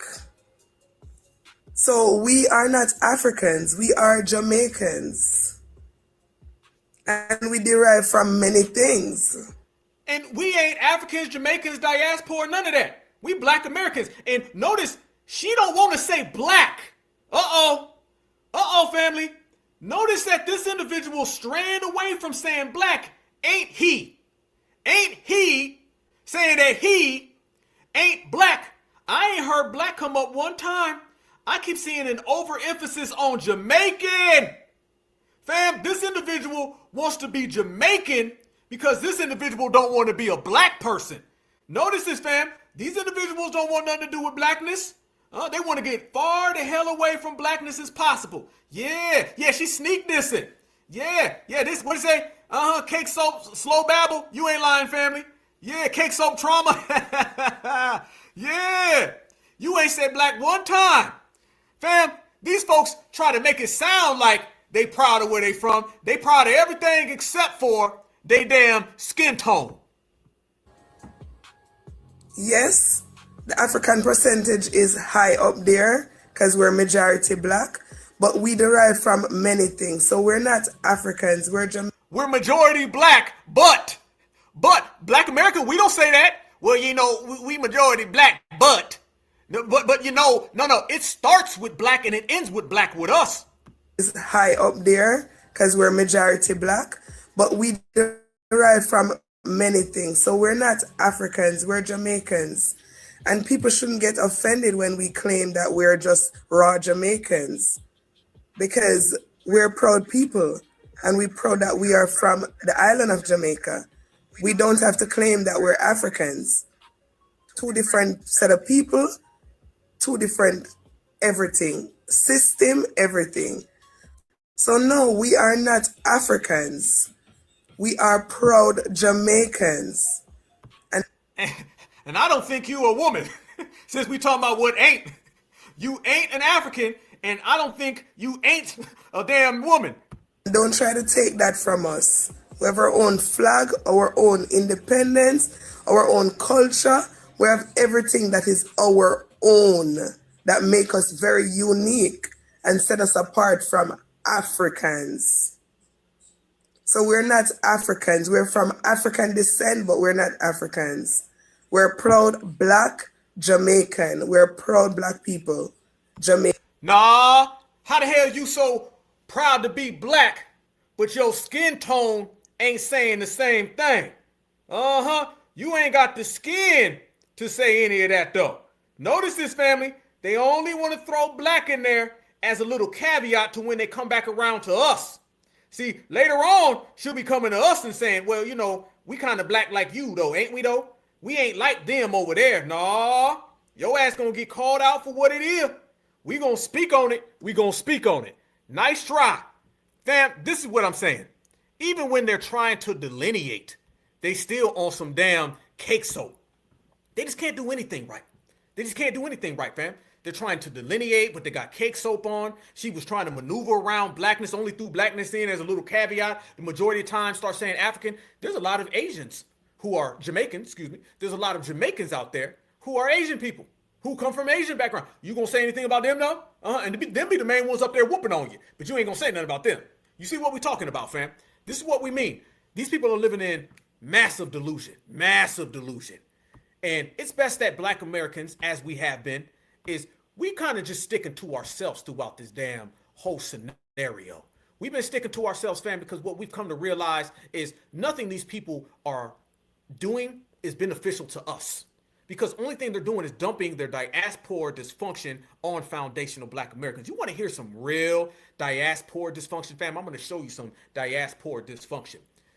And the diaspora dysfunction comes from a lot of ways, because I want you to think about and key in on, fam, when we speak about third worlders and we speak about people who come to the United States of America with disdain and despise for what we have created as FBA, you can just spin the damn dial and you'll land on anywhere in any place. And I'm telling you, you're going to find anti-foundational. Okay? Everywhere you go, you're going to find anti-foundational. It does not matter where you show up. There will be anti-foundational people. And this is why foundational Black Americans, we say everybody's rejected. See, we haven't just delineated from one particular group. We delineated from everybody because it's always been foundationals. You got to understand, y'all, everything that we've ever done, we've done on our own. So why the hell now do we want to bring people in? See, people only want to come in now that they see foundational Black Americans got stuff popping, and then they want to show up. Fam, watch this right here.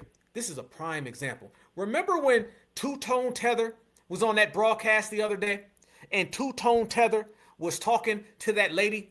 Fam, I seen a very, very disturbing video with this woman right here. I don't know who the hell this woman is. I'm telling you right now, fam, this is just non-FBA number 5,072,000, okay? But one thing I noticed about this non-FBA 5,072,000, she ends up getting into this debate with another non-FBA. And these are two non-FBAs, and they're having a non-FBA argument. And they go off the rails. I have no clue what they're getting at. I have no clue what they're saying. All I know is that they not like us. Watch this. Talked about being Haitian. We talked about being Jamaican. Willie was sitting here and he talked about how he's had issues of people saying that maybe he's not enough. And he said most of his people that he had that conflict with were Jamaican. I was saying that overall, I know that that's a situation that Americans have had. If you want to say Black Americans have had. We talked about it. But then when I said that I'm American, you seem to have had an issue with that. And I want to understand why. Because it's okay for you to say Jamaican, but then if I say I'm American, you take issue with that. I don't have any issue with anybody claiming whatever they are. That's not my business. I was confused, if anything, in seeking clarity because when I was first introduced to you, it was told to me, I want to say it was from you that you were Afro-Latina. Mm-hmm. So I just was trying to figure out at what point did you not become Afro-Latina and are you now just Black? Yeah, well, I am Black. It doesn't change that I'm American and I'm Black. Whether it's Afro-Latina or not, it doesn't change how I'm seen. Damn right it matters. Fam, you got listen to the Tether Chronicles, fam. She said, I'm Black, but I'm Afro-Latina, so it don't really matter because I'm a Black American. Y'all hearing this, right? Are y'all hearing this? Listen how they're keeping that damn door open. I need y'all to talk to me tonight. We're going to break this down. What point did you not become Afro-Latina and are you now just Black? Yeah, well, I am Black. It doesn't change that I'm American and I'm Black. Whether it's Afro-Latina or not, it doesn't change how I'm seen. It doesn't change my ethnicity of being here in America. One parent doesn't change that. Both of my parents are from America. My grandparents are from America. Their grandparents are from America. No, they didn't immigrate here. So yesterday you told Sunset that your grandfather was from Cuba. That's immigration. Well, he can be from Cuba, and that's where he at, back there. But that doesn't negate. He can be from Cuba. Then that means he's from Cuba. Fam, did she just say her grandparents are from here? You know what people mean when they say from here. They're talking about actually born here, raised here, and of the culture, and were actually created here. She's trying to make it look like her Cuban grandparent immigrated here, so technically he's from here. That ain't what people are talking about. Boy, these damn non-FBAs got to stay out of our business, fam. Is this the type of dysfunction you want? Do you want this type of dysfunction, family? She just sat there and talked all the way around it. Hold on. She said her grandparents are from America, but then when old girl said they're not from America, she said, I know he can be from Cuba. That mean he ain't from America. And the other damn Tether ain't no better. One parent doesn't change that. Both of my parents are from America. My grandparents are from America. Their grandparents are from America. No, they didn't immigrate here. So yesterday you told Sunset that your grandfather was from Cuba. That's immigration. Well, he can be from Cuba, and that's where he at, back there. But that doesn't negate me being American. Where does that cause the conflict for you because that's a grandfather. I never said maybe you felt one that wasn't there. I do, because you got this visceral anger about maybe that's what you interpreted. That's not what it was. Now we're having a conversation, and it would be nice to be able to clarify that. And if you felt like there was some tension from me, and not have a qualm with where you are, who you're from, who your people are, and what you identify as. Maybe any look or thought or sound that I may have emitted was because I just didn't understand. My understanding of you when I was first introduced to you was that you were Afro-Latina. Just as yesterday when Sunset... Fam, y'all see how these people don't know who the hell they are? All this talk about FBA, y'all don't know who y'all are. Y'all ain't got no culture. Fam, look at these two. Look at both of them on your screen right now.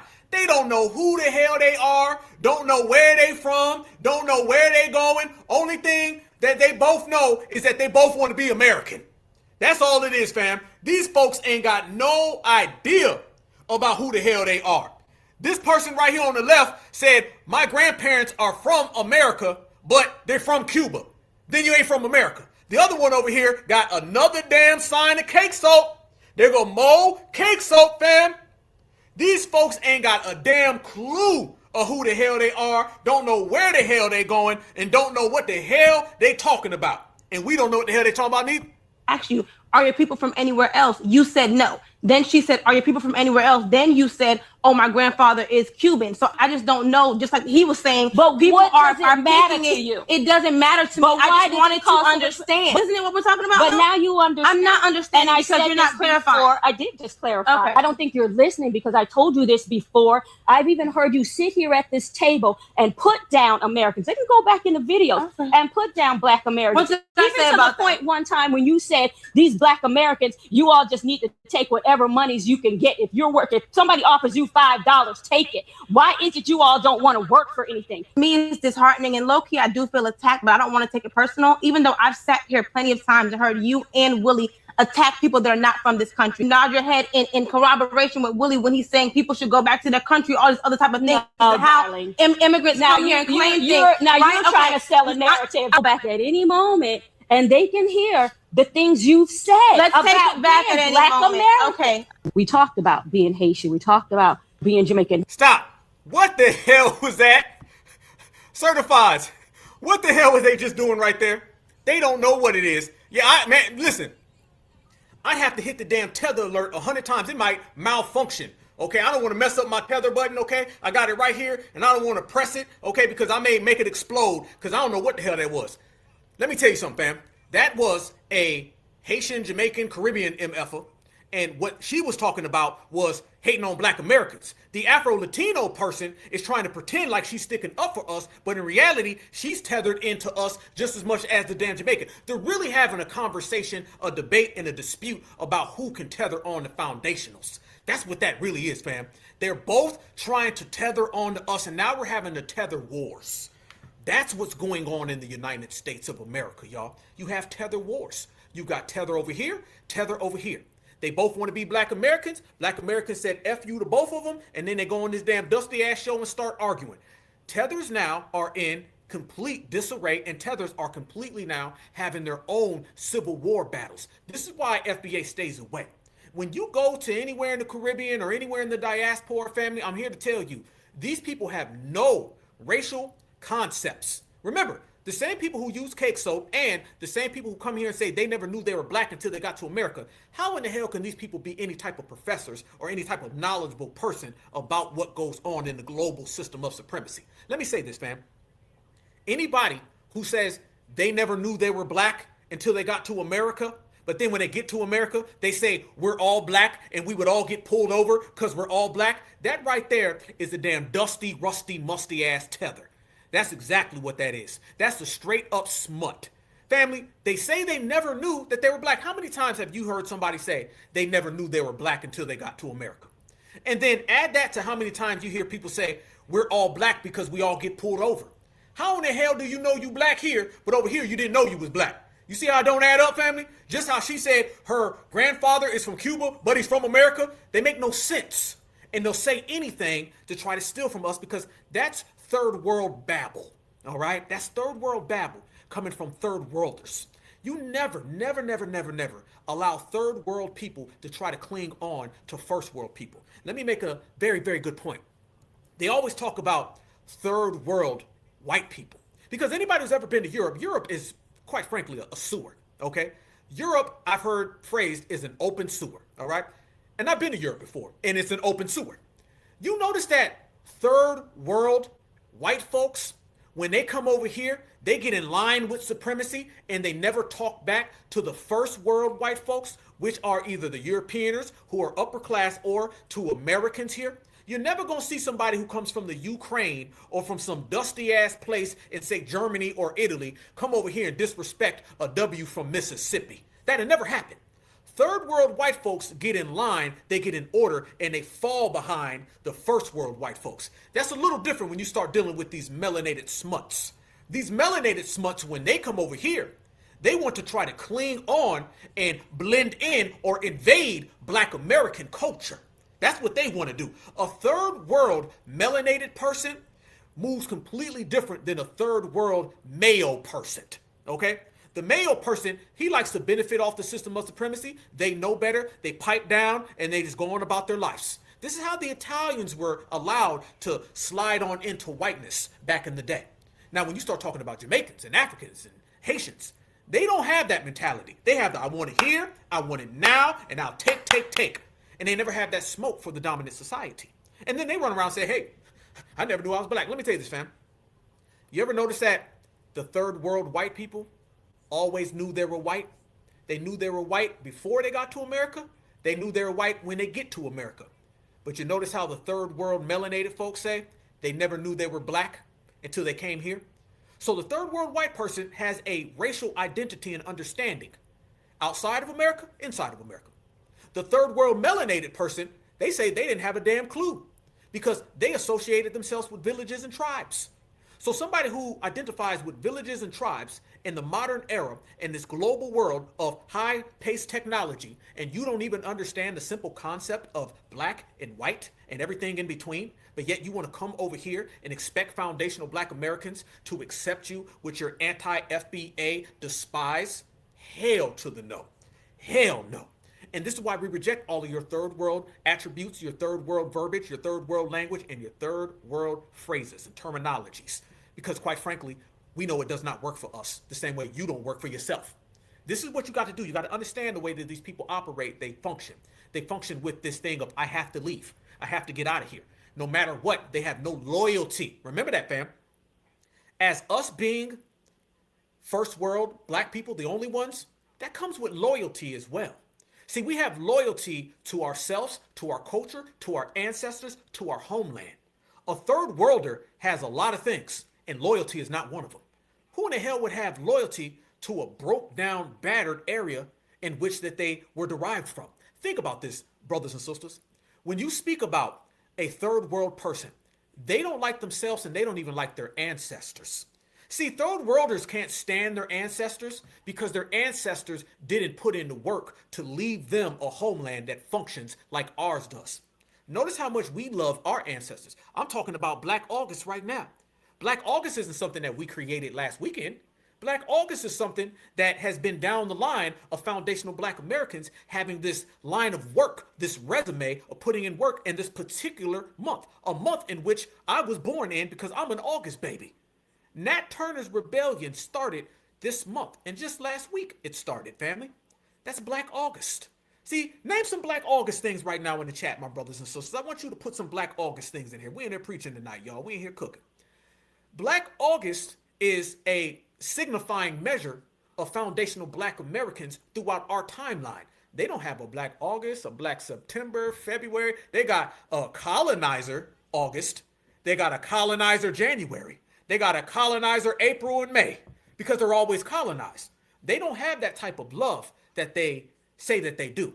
And it'd be against our plight and our better judgment to allow these individuals to come on in. Because, yeah, the Alabama Brawl, absolutely. The Alabama Brawl, good one. Yep, I almost forgot that. The Alabama Brawl. See, this is foundational Black Americans. This is why when we look at our ancestors, oh, it's with pride. Million Man March. Oh, y'all in here going, watch riots. Yes, indeed. Look at this, fam. Look at it. It speaks for itself. Shout out to you. Your birthday, too. Certified salute to you. Look how we can just sit here and pinpoint these things, family. Look at it, y'all. You see why we revere our foundational Black American ancestors? Because they did something that James Brown had a song about, and it's called Pay the Cost to Be the Boss. Our ancestors put in work to leave us what we have now. So when we see what we have, and we see them as the creators of it, so therefore we've got love and solidarity with our ancestors. They think the total opposite in the third world. The third world says, you left me with no running water, no electricity. You left me with 1 million different colonizers every weekend, and I'm getting the hell up out of here. Fam, somebody who flees their homeland is somebody who does not like their ancestors. Let me say that one more time. Someone who flees their homeland is somebody who does not like their ancestors. We would never leave our foundational Black American homeland, never. Because this is where we're at, and we respect our ancestors. They don't have that type of passion, that type of pride. That's why they get the hell up out of here. You don't leave your homeland and love your family. Straight up and down. Fam, that's like when you graduate, you just leave and never call your mama no more. That's basically what they do. They just leave and never call mama no more because they don't love their mama, and they don't love their daddy, and they don't love their grandparents, because they look at us, and this is where the jealousy really comes in. I'm going to go there, fam. They're jealous that we love ourselves, and we love our ancestors, and we love our homeland. This is why they're always trying to get us to hate America. They want us to hate America so much because they love America so much. They're jealous of America so much. They envy America so much because when they look at this, what we created, and they look at that, what they created. Let me tell you something, family. Where you're from and where your ancestors are, that is a pecking order of clout, cachet, and credentials, all right? You are only as good as the work in which you have presented. And everybody, whether they say it or not, consciously, subconsciously, all right, coherent and incoherently, every single group on the planet Earth, whether that be race, whether that be lineage, whether that be ethnicity, you're always judged based on your homeland and what you've created and the area in which your homeland ranks on the totem pole and pecking order, all right? Black Americans created America. That is the top flight. So therefore, the success of America is directly contributed to us. They haven't created anything, so therefore, they have nothing that they can point to. You're always judged psychologically by your home. It's like driving through a neighborhood. When you drive through a neighborhood and you look at somebody with a big ass house, or they got a small house but it's taken care of, they got cars in the driveway, they mow their lawn. People do this, family, because it is a reflection of your success. It's reflective of what you created. You got a clean house, you must be a clean person, okay? You got a nice big old house, you must be getting some money. Your cars are taken care of. It shows me that you're somebody who's dedicated to precision, okay? You got attention to detail. Everything. If you look good, you feel good. What the old pimp say? Okay, shout out to the old pimp, Gorgeous Dre. Gorgeous Dre said it best. So y'all know Gorgeous Dre. Y'all let me know something. Gorgeous Dre said it best. He said, if you look like $1 million, you got a better chance to attract $1 million. This is why foundational Black Americans always use the term dress to impress. All right? It was never dressed to impress the white man. It was always dressed to impress because we understand the way you articulate yourself, the way you speak, the way you conduct your behaviors. That is very reflective of who you are. These people have no shame. This is why they come over here, they dusty, they don't even take care of the hairline. How long we been talking about their goddamn hairline? You still ain't went and tried to get it fixed because you don't care. If you come from a dirty ass homeland and you got a dirty ass hairline, it tells me that you are a dirty ass person. This isn't what we came up with, family. This is just simple science. They think that foundational Black Americans is pulling things out of a bag. Foundational Black Americans are literally getting scientific with it. This is stuff you learn in preschool. If you look good, you feel good, family. How many of y'all on Easter Sunday used to go get your Easter clothes? And who would you be around? The church, your family? It's not like on Easter we were hanging out with white people. Okay, so we can go ahead and get rid of this notion that on Easter or dressing to impress has something to do with W's. No, the hell it didn't. On Easter, fam, we would get dressed, we'd be clean as hell to be around our cousins, our mama, our daddy, same people we around every day. But we look good and we practice it. And the more you practice it, the more it becomes you. So foundational Black Americans, we always look good. I remember one time, family, my mama bought me some damn feelers. Some say feli, some say feeler. Fam, my mama bought me these damn things about 3 days before Easter. I woke up every day and just looked at them. But mama said, you can't wear them until Easter. And I was looking at the clock. I said, I can't wait. Went to school, was just stunting on them, boy. As soon as I got back from Easter vacation. All right? We dressed to impress. Sunday church, we dressed to impress. Okay, we got to look good because when you look good, you feel good. When you feel good, you play good. When you play good, you get paid good. You get paid good, you live good. So it all goes back to just being a foundational Black American. And this is something that these people do not have, y'all. This is why we be clean. Okay, this is why we be always stunning. You look good, we smell good. We got cologne, we got perfume our sisters wear. These individuals don't have that because they don't love their homeland. Everything, if you notice that I'm pointing out, all goes back to their homelands. It all goes back to their homeland, fam. There's no coincidence the people that built America, the most successful country on the face of the earth, are the people who look good. The Harlem Renaissance. Family, go to the Harlem Renaissance with the zoot suits. Look how clean them brothers and sisters was. They was in there dancing, just looking fly as hell. Family, that wasn't because of W's. They never came around. They never came around. Look how clean we be. That's what the Harlem Renaissance was about. It's the same way that the FBA Renaissance is about us looking good, feeling good, smelling good. All right? This is the psychosis and the mentos in which you have when you come from a functioning country opposed to when you come from a shithole country. When you come from an actual area where it took people putting it on the line for, paying the cost to be the boss and building, opposed to people who packed their bags and fled. So with all that said, family, what they really want to do is that they want to pack their bags and they want to come over here where all the cleaning has already been done. Yeah, they want to flee to the place where the cleaning has already been done because they understand they can't do it. You see the difference between foundational Black Americans and them? Foundational Black Americans know what it is. We see what it is. We call it for what it is. These folks, they run from what it is, and they come over here, and we tell them they ass better run back to where they came from and stay there when you get there. That's the difference between us, family. Let me show y'all the sellouts that I'm talking about. Family, we talked about a few weeks ago how they had these third countries that they're sending these migrants to. More information has came out, family, that these third countries are bringing in all these damn illegals. And remember we said when your ass gets sent to Uganda and your ass is really from Mexico, you going over there to do slave labor? I'm here to tell everybody, y'all. The same Africans who said that they never sold their own, them same Africans are participating in what I'm going to start calling the deportee slave trade. Yes. See, family, they went from making deals with the W man to sell their own family members through slavery. And now they're making deals with the W man to get fellow migrants to come over there to their homeland. Y'all look at this right here.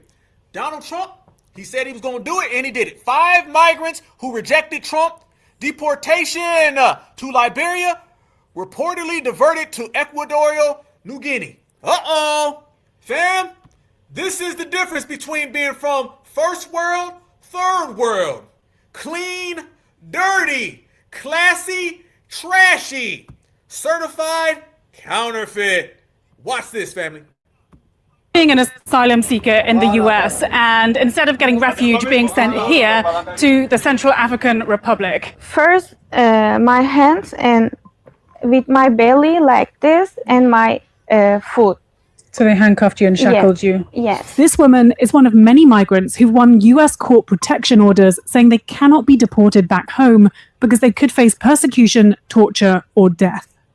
But the Trump administration has a workaround, instead deporting them to places like the Central African Republic, so-called the... Look at that, fam! Look at that! Donald Trump is making deals with the African government so he can bring deportees over there. I like what you said. DST, deportee slave trade. Woo! We in here tonight. I told this the livest chat on the earth. You better subscribe if you ain't already. We in here cooking. We dropping facts. We got new words for their ass. Fam, are you surprised that the deportees who are being sent out of America, Africa is the first one with their hands up to accept them? These people could go anywhere. These people could go to any place, but they're going to Africa. They just can't stop making slave deals.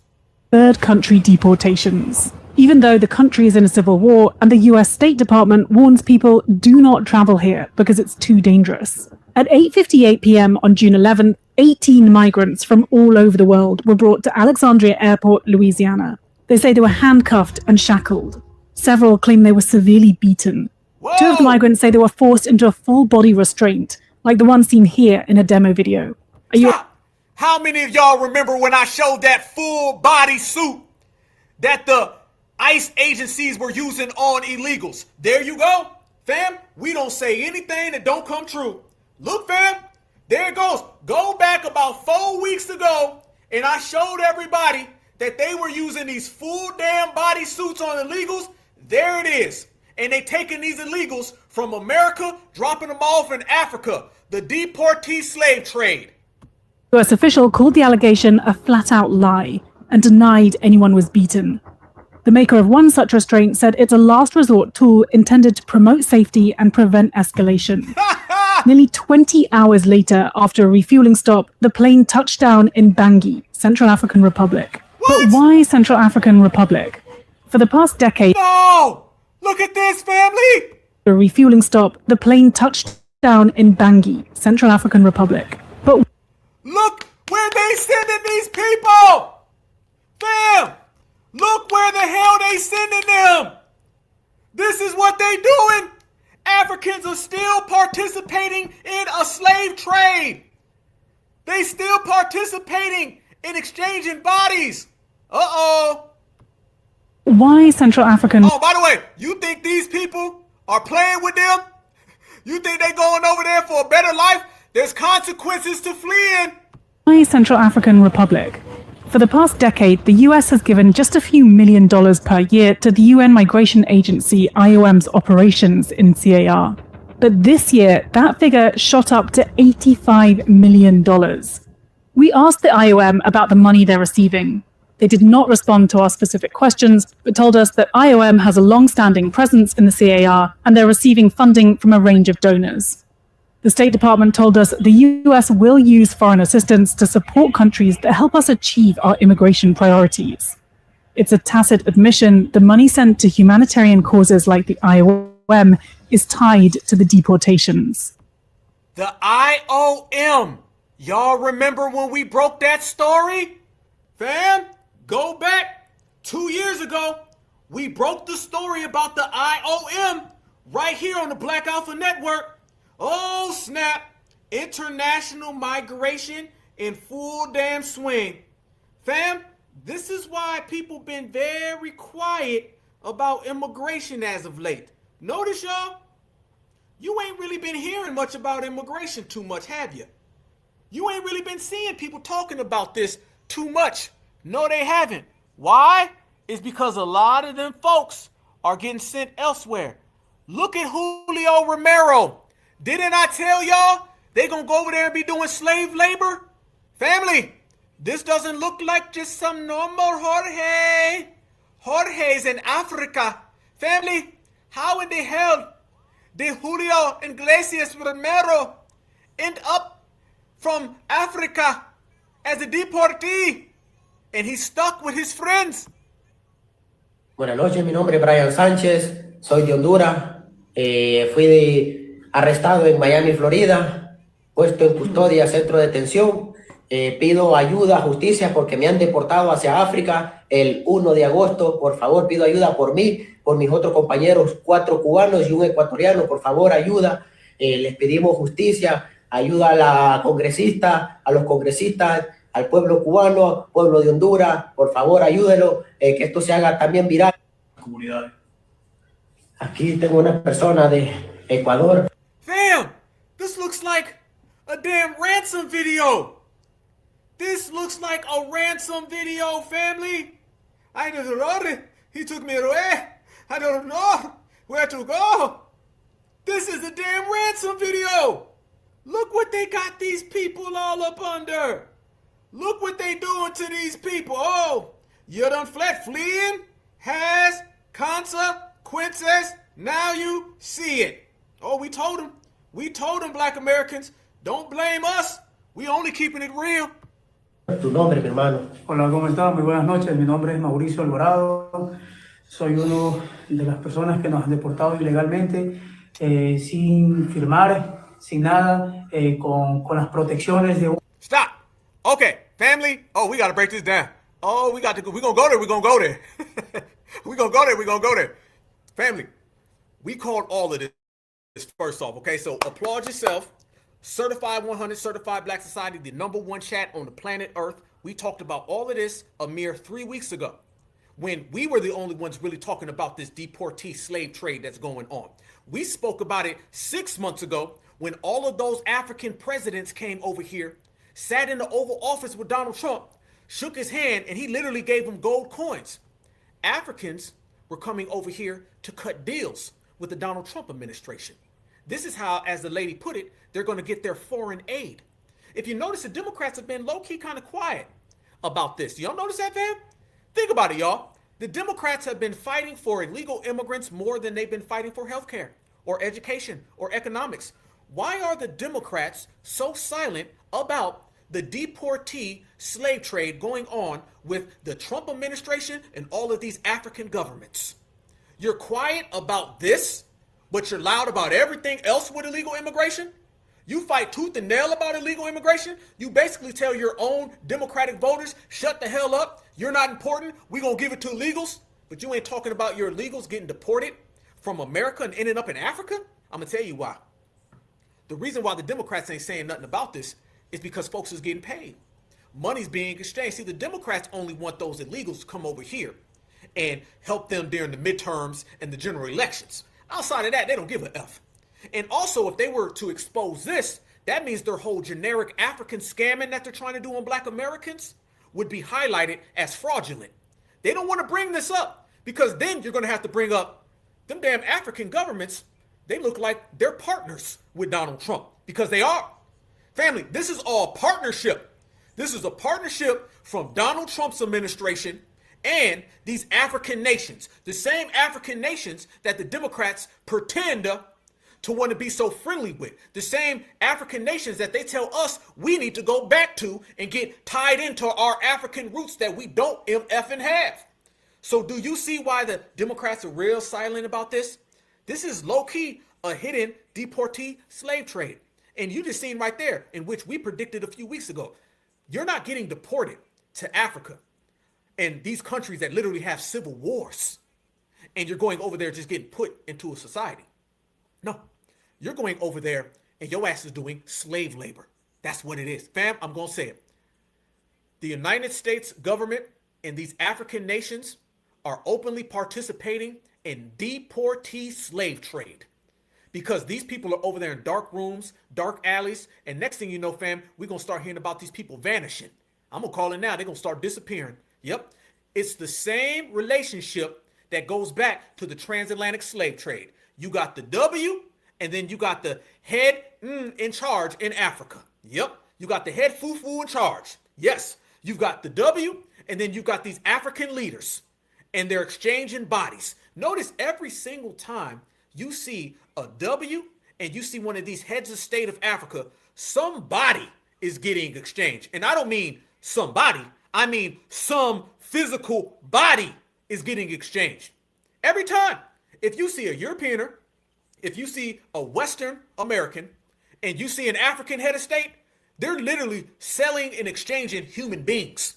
They have a long track record history of hundreds of years of participating in this behavior. This is why they're so upset when foundational Black Americans say, delineate, regulate, separate. We know who you are. We know what you're doing. We don't want none of that.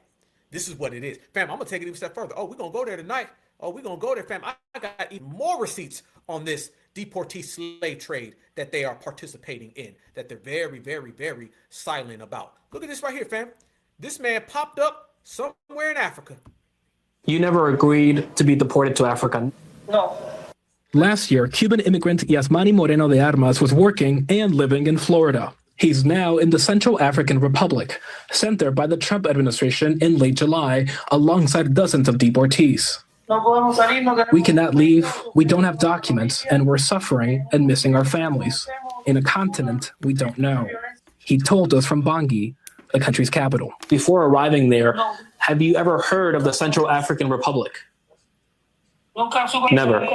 The Central... Stop! Fam, he said we can't leave! This is slavery! Oh, y'all wanted to always fake and falsely compare your situation to slaves in America? This is anti-Black karma. Oh, hold up. Wait. Wait, we're going to get back to Jorge Romero. No, I need to see your face, Black folk. I need to see you. ABK.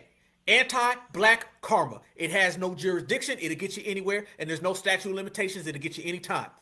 All them people and everybody who've been running around here falsely trying to compare your situation to foundational black Americans and our ancestors going through slavery, now your ass is going through slavery. You going through modern slavery. All of these illegal immigrants who kept coming over here to America and always trying to get in on our foundational black American legacy. All of them who are coming over here trying to say, this is just as bad as slavery. We went through slavery like y'all. We all the same. Now you see why you better be careful what you wish for? You see how the same thing that'll make you laugh or make you cry? You thought it was funny coming over here and trying to incite slavery, something in which our ancestors had to deal with by their goddamn self. You thought it was okay so you could try to get some trinkets and you could try to weasel your way into my damn lineage. Now you see why you don't play with the ancestors? You see why you better watch your damn mouth? You see how you said that you was a slave like us? And now your ass found out that you was slave and we over here watching your ass get deported to Africa? And we ain't coming to save you? And we gonna sit back and watch it? You damn right. This is why you better keep your mouth closed, because bad things happen to bad people. You reap what you sow. There it is, there it go. Watch this, family. Furthermore, these people are going to countries that are in the middle of civil wars. Oh, this is deep. And you're only going to get this story right here on the Black Alpha Network. We the only ones talking about it, baby. Let's go. We don't know. He told us from Bangui, the country's capital. Before arriving there, have you ever heard of the Central African Republic? Never. The Central African Republic is one of the poorest countries in the world. Armed conflict, political instability, and Russian mercenaries have also made it one of the most dangerous. Eritrea native Zina Gebrazavier is also stranded in Bangui. I miss my family. His American citizen wife and their 5-year-old son live in Maryland. My son, he asks like every day to my wife, what is my daddy? Dear Galem Gebrahewitt called her husband's deportation inhumane. He played with me a lot, and then he missed me a lot, and Boy, he got all that damn head from his daddy. Damn. And I miss him a lot. Nathan is so hurtful, more than us. Stop. Yeah, I seen that. Russian mercenaries? Family, they're sending these people to hellholes. Family, they sending these people to literal war zones, fam. Your ass comes to America trying to invade the United States. Trump and them folks ain't playing with you. They're sending these people to actual war zones. Because he loved his dad. CBS News could not find any criminal record for either man beyond traffic and immigration violations. There are some people here in the U.S., Yasmani. Traffic violations and breaking into this country, those actually are criminal records, homie. Who would say that if you're here illegally or without papers, you should be deported. What would you say to them? You're saying people should be deported to their home countries, not to random nations in Africa. And Tony, the deportation agreement with the Central African Republic has remained shrouded in secrecy. We do not know, for example, what that country is receiving in return for their deportees. The Department of Homeland Security has not responded to requests for comment. Stop. Hey, listen, fam, you got to listen carefully. They said that this whole deportee slave trade is littered in secrecy. They don't know. Them African heads of state is cutting deals. They cutting deals with Trump, boy. Fam, this is why we reject scam Africanism. We reject that. We don't want nothing to do with this. Fam, you see the real behavior from them same Africans who said, come home, brother. Notice Ghana was on here. Notice Ghana. Ghana was on here, family. Yeah, y'all see all that 6th region talk? Central African Republic has remained shrouded in secrecy. We do not know, for example, what that country is receiving in return for their deportees. The Department of Homeland Security has not responded to requests for comment. What is clear, Tony, is that the administration sees the deportations as an effective way to deter illegal immigration. The cruelty is the point. In this case, it is. Camila. Damn. Woo-hoo-hoo-hoo. It done got real. Damn. Fam, remember when they came over here and they was trying to Africanize us, and then Ghana came over here and they was talking all that 6th region talk, Black Americans answered simply, no, no, hell no. We don't want to do business with Africa or the diaspora because they do dirty business. Let me make this clear, foundational Black American brothers and sisters, kings, queens, goddess, and gods. Foundational Black Americans, we do business with ourselves.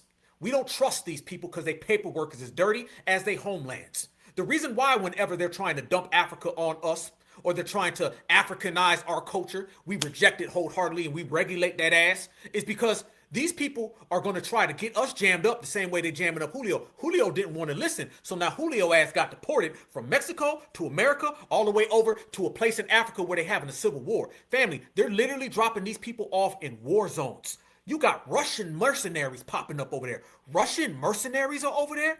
And you're sending them there? It's littered in secrecy. Nobody's talking about it. Oh no. Eventually, people gonna start disappearing. You got people down in what look like cellars doing what look like ransom videos. Can't find them. Can't communicate with them. This is why when we seen their asses coming over here and they say, 6th region, we all black, brother, global reparations. Black Americans said, F you, foo-foo. Take your ass back across the Atlantic. We good right here. Matter of fact, pack your ish and get the hell out of Dodge. FBA don't play that. We refuse to do business with the diaspora because the diaspora ain't got their business in order. Hell to the no. We reject it wholeheartedly. Man, it's cold for them. Oh, it's cold in them streets for them, fam. They are down bad, left and right. And this is why I say Donald Trump is giving all of them their wake-up call. They all getting a wake-up call right now. We try to tell these people, they ain't want to listen. They didn't want to listen, fam. Foundational Black Americans, we told them what it was, what it was going to be, and they didn't pay attention. Let me tell you something too, brothers and sisters. If you think the deportee slave trade is bad, did you hear what ICE is about to start using now, family? Did you hear?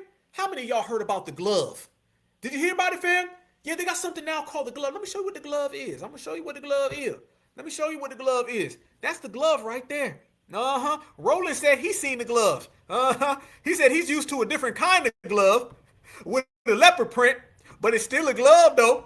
Fam, they over there right now with this whole new thing that they got on these damn illegals, and they not playing. They got this damn electrical taser glove, and they are about to institute it on all of the illegal immigrants. Oh, fam, it's about to be a shocking turn of events. Yes, it is. Things are about to get real shocking in the United States of America. You're about to see a bunch of shocked tethers, a bunch of shocked fleers are playing for real. This is why we said, your problems ain't my problems. Your problems are your own problems. And keep your problems the hell away from foundational Black Americans. They out here shocking these people, y'all. I'm talking about votes. See what it is, family? This is a glove that basically is a taser, all right? And what a taser does, it tases your ass. Yes, the hell it does. So when your ass gets that damn bolt to lightning, when you was trying to flee to America, you can't blame nobody but yourself for it. And I'm going to show y'all exactly what I mean. Tom Homan is already out right now. And Tom Homan saying, you give me the word, and we're going to start to shocking some damn people. Y'all look at your screen right now and let me show you exactly what they got on these people. And it ain't good for them people. And them people better be very damn cautious of what they say. You've been running around talking. Now you getting some tether karma. And that tether karma is answering very, very, very shockingly. Look at this right here, my good brothers and sisters. If my damn screen would work. Hold on. Here we go. Hold up. We're going to get it right. There they go. There they go. There they go. Hold on. There we go. Fam, look at this right here. These individuals are playing for keeps out here in the streets. Tell them, Tom, send them home. I'm going to let the Iceman tell you because the Iceman could tell you better than I ever could.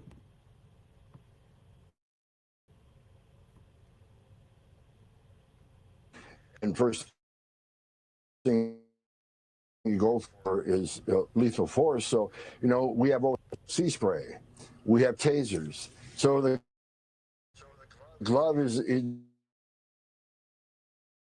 latest thing they're looking at, the fight sign is someone compliant. Now, there's a lot of training involved. There's still some, background, issues that need to be dealt with. So the implementation of these gloves out in the field are going to be a while. I think they serve a better purpose in detention facility, that where detainees get out of control and there's fights in the facility. So we'll see. Still, the training protocol is being written and being reviewed. Then we'll see when they get rolled out. But it's just another tool in the tool belt of ICE officers who are under 9,000% increase in threats. So it's just another tool to help, those who don't want to be compliant, those who attack law enforcement officers, to bring. Oh, you're going to start seeing some compliance now. I promise you, they're going to start complying. Hey, you going to start complying or you going to start frying? You better make your damn choice. Uh-huh. You going to comply or you going to fry? Oh, it's about to get real. Fam, how they going to pull this out? In the summertime, it ain't hot enough? Ain't it already hot enough, brothers and sisters? I mean, damn. If it ain't hot enough already, you going to make it that much hotter? On Julio Romero, they literally got Volt gloves, fam. All that running away from ICE and all that stuff that they was doing, oh, that's about to come down. You ain't about to see that no more. I'm going to tell you that today. Oh, no, we got more. I'm going to show y'all the whole clip. I want to show y'all Tom Homan talking about it. Tom Homan ain't the only one talking about it, though, y'all. There's more people talking about it, and they saying more things, and it's gotten way worse for the tellers. Roland, I know, Roland. It's a little different than the gloves you used to. But, fam, watch this. One to basically where you're getting grabbed at. And basically you put it on just like any glove. Right now they're off, I can touch it, they strap on, and basically you got a power button that you hit, it lights up, and then it's active at that point in time. So watch it now. You said a glove and you said strap on. Don't get rolling excited. I can touch anywhere on my body if I was a grab hold. Touch anywhere in your body. Be careful now. Roland's listening. With my hand, which I'm not going to do. I've already experienced it. I don't want to put myself through it. It doesn't feel the best. It doesn't incapacitate you, but it, I've been exposed to this probably 10 to 15 times myself, and it's I guess the best way to describe it. I mean, it basically takes all your focus off everything that's going to basically where you're getting grabbed at, and then as soon as you let go, it's gone. There's no marks that's left or anything like that. And it lets you get the control of the person to where you can get them in a safer location and actually try to gain compliance. They've been compared to a taser in a glove, and ICE agents may get them early next year. Battery-powered gloves capable of delivering brief but painful electric shocks designed to stop people from resisting arrest or detention. According to DHS, ICE plans to spend $10 to $20 million in 2027 to buy thousands of the electric gloves for its officers and agents. The device, known as GLOVE, generated low-output voltage emitter, is less powerful than a taser, but still delivers an electric jolt up to 380 volts. It's also different from a 380? Fam, you about to see some fried illegals. Fam, it's going to be some refried beans up in here. It's going to be some refried beans, y'all. Literally. taser, since it does not have probes or needles that attach to the skin, according to manufacturer-compliant technologies. Our signature product is our glove. You're going to see how I can control without hurting him or getting hurt myself. The gloves have not widely been used by police departments, according to the New York Times, but some have been deployed by county law enforcement and jails in the United States. Eric King, a spokesperson for the ACLU of Kentucky, said in a statement that the civil rights group is, quote, deeply concerned by plans to provide ICE agents with another tool capable of inflicting pain on people in their custody or during enforcement encounters. DHS responded to concerns with an emailed statement saying, quote, our officers are highly trained in de-escalation tactics and regularly receive ongoing use of force training. ICE officers could soon be wearing gloves that can deliver an electric shock. The agency is planning to spend up to $20 million on thousands of these devices. The gloves are known as the GLOVE, which stands for Generated Low Output Voltage Emitter. They're designed to deliver a painful but non-lethal shock through direct contact with a person's skin that feels kind of like a bee sting. These devices are intended to help officers gain... That don't look like no damn bee stings I was seeing, fam. Hell no. That looked like you dropped a damn boombox in a bathtub. compliance from people who are resisting or acting aggressively. But now critics are raising serious concerns about how they could be used, noting that the shock could be dangerous for pregnant, elderly, or disabled people. Civil rights advocates and Democratic lawmakers are questioning whether electric shock gloves are appropriate for immigration enforcement. The electric shock gloves ICE is spending millions on were used to kill a man in a jail in Kentucky in 2024. ICE just announced a plan to spend up to $20 million on these electric shock gloves that deliver 380 volts when a hidden button on the wrist is pressed. The manufacturer says they're for de-escalation. But a 43-year-old man died at a jail in Richmond, Kentucky in 2024 after being shocked 27 times with these gloves and 13 more times with a taser. The facility's own internal investigation found that 2 of those shocks lasted 45 and 99 seconds, way above the manufacturer's recommendations. Though we don't know the exact cause of death, the investigation concluded that the shocks inflicted unnecessary pain and increased the risk of serious health complications. The manual warns using the gloves on pregnant women, the elderly, young children, and people with disabilities. It states that the device is not meant for punishment, torture, or verbal defiance alone. There's also a warning for sudden death. And someone needs to ask who exactly is going to enforce these restrictions, because the same agency buying these gloves already shot 2 American citizens this year. And the investigation into the Kentucky death found officers exceeding the recommended shock duration by over 6 times. We already know what happens when officers have this kind of power. We've seen it with every pain compliance tool that's ever been handed to law enforcement. The ACLU said ICE has spent the last year showing they're too quick to use force. Now they'll be able to deliver 380 volts, the push of a hidden button that nobody else can see them press. One to basically where you're getting grabbed at, and then basically you put. Damn.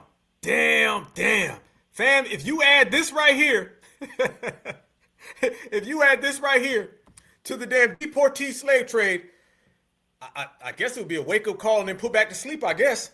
Oh, they about to be shocking some folks. Boy, it's going to be some shocking developments. It's going to be some shocking developments, and that's exactly what's happening. Man, they ain't playing. They putting hands on them folk.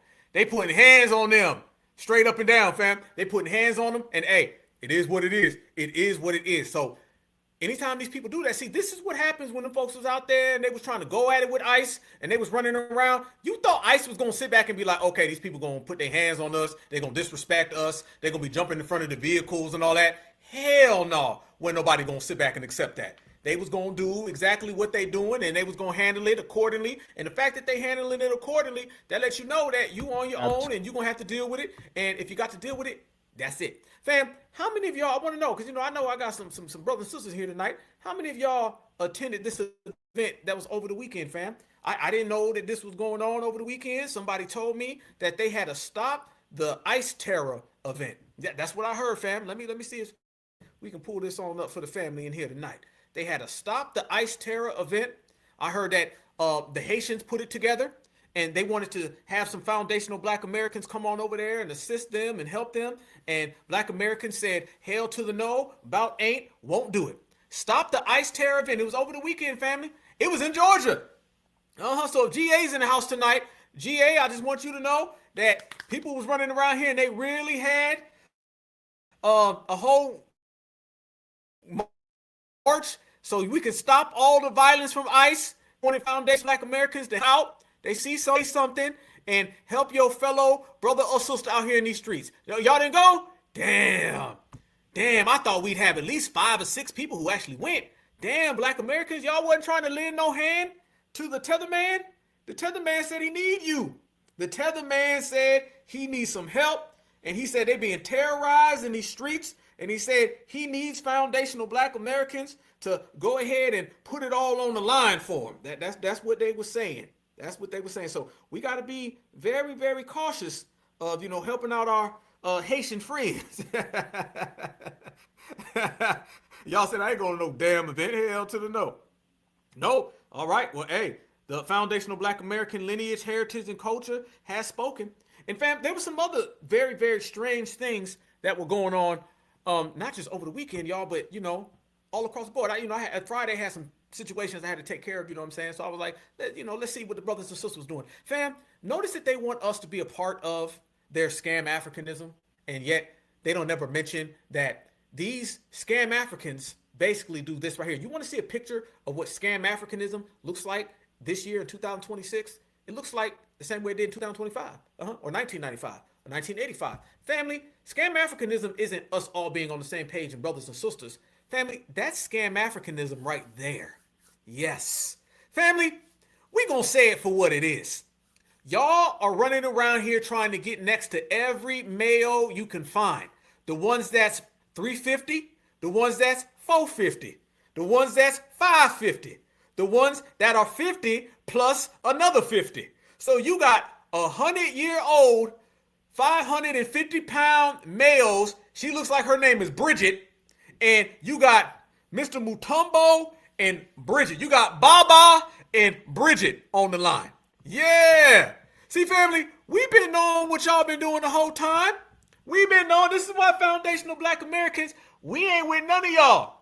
We know y'all be going to every airport you can find. You be trying to sit up next to whoever you can get. You can try to slide next to your Mayo friend. It still doesn't change the fact that we know scam Africans love males. That's what it is. That's y'all favorite snack. That's your favorite snack. That right there is modern day Pan-Africanism. So when Foundational Black Americans say, hell to the no, we reject. When Foundational Black Americans say, hell to the no, kick rocks. Don't be mad at us because that's what they're doing. And fam, they don't know that we've got evidence of what they've been doing. Hell yeah. Hell yeah, fam. There ain't nothing worse for these people than Foundational Black Americans with some damn evidence of their terrible, terrible behavior. Fam, let me show y'all how much these people been scamming out here in these streets and why we call their asses scam Africans. Y'all look at this right here. They scamming the Mayos and the elderly folks. And look at this guy over here doing the interview because he looked like he wanted to get in on it. Y'all watch this.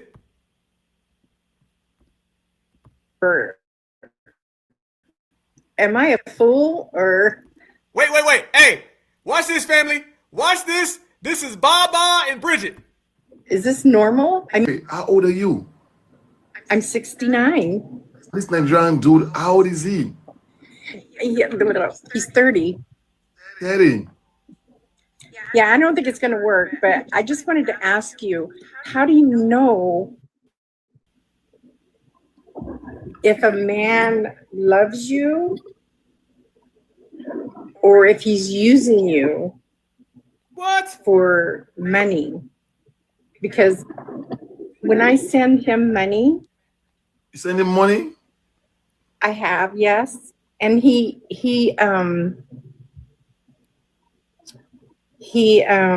is never happy with what I give him. And he's never happy? He's not happy with the money you send him? How disrespectful is he? Damn, he's disrespectful. Wants more. And, I'm not a rich woman, but I give what I can. But he never seems to appreciate the fact. So to ask, where do you guys meet? Where do you guys meet? We met on TikTok long time ago. Fam! Are the scam Africans on TikTok now trying to get a Mayo date? Fam, they're no longer on dating sites. Now their asses is going to TikTok. That's what the TikTok tethers be doing. Breaking news, fam. We done unearthed it. We done uncovered it. So now those angry ass TikTok tethers who make TikTok videos about Foundational Black Americans all day, when they done doing that, they scamming W women on TikTok now. Oh, this is the worst day for scam Africans. Oh, this is bad. This is terrible, scam African. It was bad enough that you was on dating sites. It was bad enough that you was in the village acting like you was in the mansion. Now your ass is on TikTok and you're TikToking with the elderly W women. Fam, they trying to pull Bridget on TikTok now. How many years? It's been over a year. For a year. Wow. But you love him? You love him? I do, but I have question marks. I'm not sure anymore because he gets mad really easy with me. Do you want to go see him or something? Yeah, I'm going to, but I'm fighting cancer right now.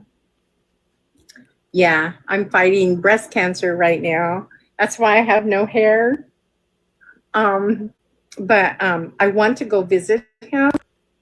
Fam, despicable these people are.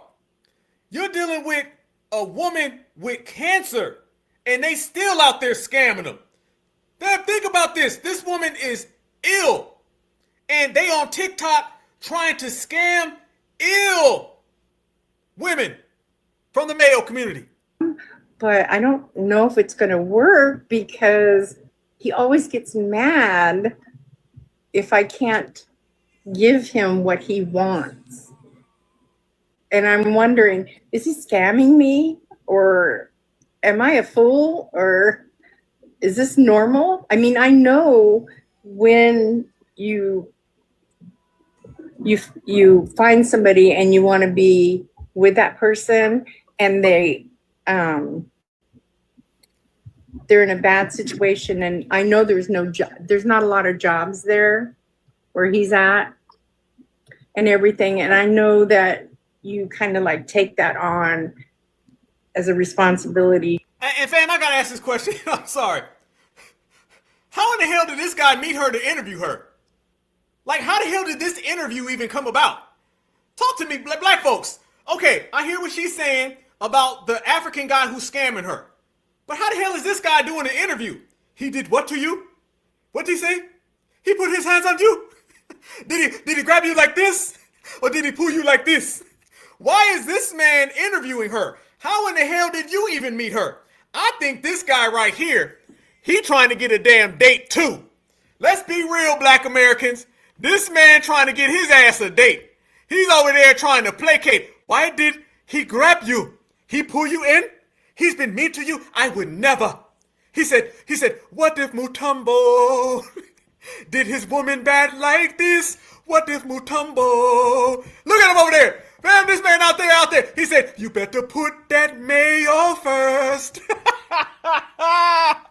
He trying to put that mayo first. He think he goddamn Fufu Jahim. If you don't sit your ass down, look at it. He said, I don't want to be Mutombo no more. I found a mayo I can live my life for. No, I can live my village for. He found somebody he can leave his village for. I don't want to be Mutombo no more. If you don't get your ass up out of here, if you don't get the hell up out of here, how the hell did you meet her, Mr. Joloff? How the hell did you meet her, Mr. Mutombo? Why are you interviewing her? I know what you're doing. You trying to come up underneath the scammer. Matter of fact, fam, don't be surprised if this MFer is the damn brother of the other damn scammer. If you don't get your scam African ass up out of here, he said, I found someone I leave my village for. Get the hell up out of here. These damn scam Africans think they slick. That ain't the only one. What the F is this, black Americans? Black Americans, never, ever let these people say, we are black, brother. No, the hell you not. I'm black. Your ass is a mop. Melanated other person. You better keep your ass on the melanated other planet and not mine. Oh no, fam. They even wifing them up. Oh yeah, look at it. Oh, they think they slick, don't they? We ain't falling for it. Nope, your ass wants to go over there and get with Beluga Becky. I know what you're trying to do. You trying to get with Rhino Rebecca. You trying to get with Elephant Erica. I know what you're trying to do, bruh. Yeah, and they meeting them everywhere you turn around, black folks. What about this?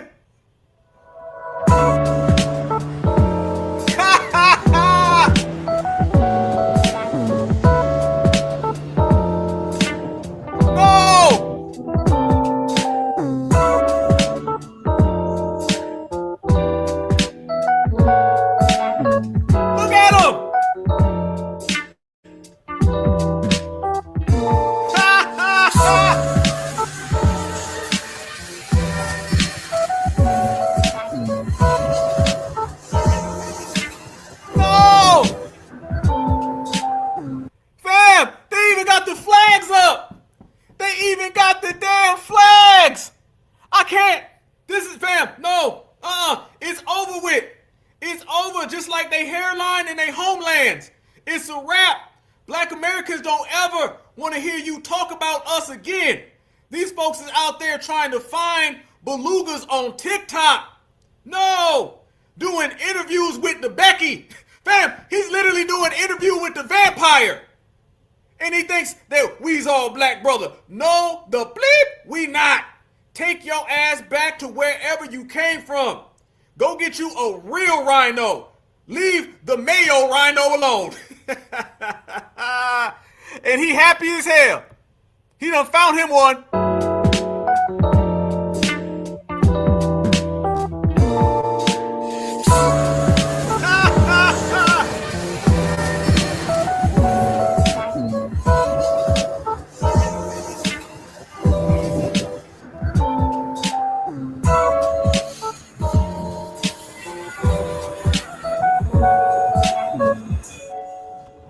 There you go, family. That is scam Africanism circa right goddamn now. And this is why foundational black Americans say, hell damn nah. See, this is what we mean, y'all. This is what I'm talking about. Didn't I say earlier, fam, the third world mentality versus the first world mentality? Didn't I tell y'all that, fam? This is what we mean, and this is why we tell people, I don't give a damn what you doing and what you talking about. Afrobeats is done. Afrobeats is canceled. We don't want a damn thing to do with that. You can go get Burna Boy. You can tell his ass, peace the hell out. Tyler, we might see Tyler in one of them damn African villages over there, fam, because she might get her ass packed up as well. And you got to remember one thing, though. You got to remember one thing, family. The same person that they've been running around. Remember I showed y'all earlier? Burna Boy and his mama talking about we all African. Fam, this is the guy they said was the Afrobeats Tupac. That's what it is, fam. That's what it is. Burna Boy. This is not Tupac. This is Two Thong. Yeah. Fam, that's Burna Boy. Yeah. This is why FBA said, F you, get the hell out of here. Push it. This is what we mean, family. These are the people that they've been trying to put off on foundational black Americans, and we've been rejecting their ass left and right and left and right. We don't want nothing to do with none of that. That's a village problem for the village people. You can keep that stuff all over there in the third world. I know you're going to get mad. I know you're going to get mad, Bussy Boy. See, fam, that ain't nothing more than Bussy Boy. Bussy Boy. And let me tell you where this all started as we bring it all the way back here today. I'm going to tell you where, fam. Y'all remember when he went to Texas? And when he went to Texas, he got that same Busta Rhymes treatment, empty seats? Yeah, black Americans been canceled him. And we been canceled them. And they asses could never fly, couldn't even get off the ground. That's the difference between foundational black American certified black society and everybody else. You ain't coming over here with your whack ass raps. You ain't coming over here with your whack ass tracks. And you better take that whack ish back to wherever the village your ass popped up out of. FBA all damn day over here, y'all. This is what we mean when we say we will cancel you and you won't even know what hit you. Only thing you know is that your ass will be right on back. That's it. So if you see foundational black Americans and we putting in that work, that's because that's what we've always done. This is who we've always been. Certified foundationals are so precise, y'all, that we understand who these people are and what they're talking about, and we understand how to shut their ass down immediately. Because remember, y'all, they said that they wasn't black, but you cannot be black, but you can still get blacked out. That's exactly what we're doing. Because remember, they said they didn't know that they was black until they came here to the United States. Y'all remember when they said that, right? Remember, we didn't know we was black till we came to America. Because see, I remember when the tethers used to always try to make it look like we were color struck. That's what it is, fam. Oh, we about to go there. Oh, we about to light their asses up. That's what it was really about. When they used to always talk about foundational black Americans, and they would say things like, we didn't know we was black until we came to America, that was them basically trying to say that black Americans focused on color too much. How many of y'all remember that? How many of y'all remember when that used to be the scam that they would try to run on us? They would basically pull the whole, well, we don't really ever see color over here. It was really the black Americans who saw color. We never seen color. Y'all's the ones all fixated on all that. What race is you? We never thought that way. That's what they used to say. They don't say it anymore, though. Because now they want to be us. Yeah, see, y'all remember that? Yeah, you remember that? That's what they used to pull, fam. You used to literally see them. They said, in America, y'all be so worried about color in America. In America, y'all too worried about where people come from. Now they want to be black. Fam, check this out right here, man. Shout out to this brother. He posted this earlier, fam, and I seen this. Look at these documentations of these people saying they didn't know they was black. Watch this. This is why we shut Afro beats down. Yes, FBA did it. So people mad that black Americans are saying that they ain't no damn African, they black Americans. I need y'all to watch this real quick. This is a video in 2022 when this lady is saying, don't call me African American, I'm African. This is another video, I believe this was in 2021, 2022. He said, I'm African, not American. This is another video saying, I'm not black American, I'm African. Another video saying in 2022 saying, don't call me African American, I'm African. Another video in 2022 saying, I'm not African American, I'm African, right? She's stitching it because somebody else was saying it. Another video saying, I'm not black, I'm African in 2025. A Caribbean woman, right? Oh, no, she's from the Congo saying, I'm not African American, I'm Congolese. Another video, I believe this is recently, they're saying, I'm African, not black American. Another video in 2025 saying, I'm not black, I'm African. Another video again, 2025, saying, I'm not black, I'm African.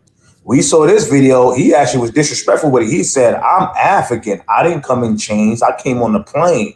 And this was all jokes. He laughed with the white tee. Another video in 2024 saying, I'm not African American, I'm African. Another woman talking about, wow, she was shocked at the fact that she was called black because she's not black. She's African. I believe this woman's from Algeria. She says, I'm African, not black.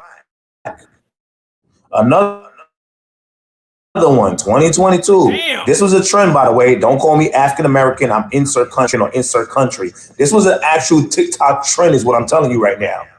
Another one, very disrespectful, said, I'm not black, I'm African in 2024. She let it be known.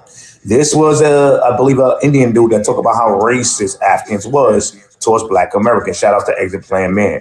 So what I'm saying is for the last 65 years, it's been this disrespect, right? This vile, nasty, demonic energy of making sure people wanted to delineate and separate from us.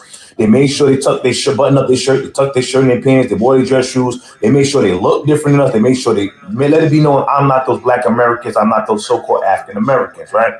So now when black Americans say, okay, well, shout outs to y'all, right? We're going to keep that same energy. You're right. We was bugging. We thought we all won. We all black. And we see that everybody got their cultural and social boundaries. So now when black Americans say, you know what, we want to keep our cultural and social, economic, and political boundaries. You're right. I ain't African. I'm black American. Now is an uproar. So it seems like people they want to be able to say they're not us. But the moment we say, hold on, family, we're not African, we're black Americans, the world is jumping up and down and going crazy. And it's the worst thing in the world. We call it the boogeyman names. Xenophobia, hatred, jealousy, and all the boogeyman names come out all of a sudden. This is called emotional blackmail. This is emotional blackmail. This is what I'm talking about.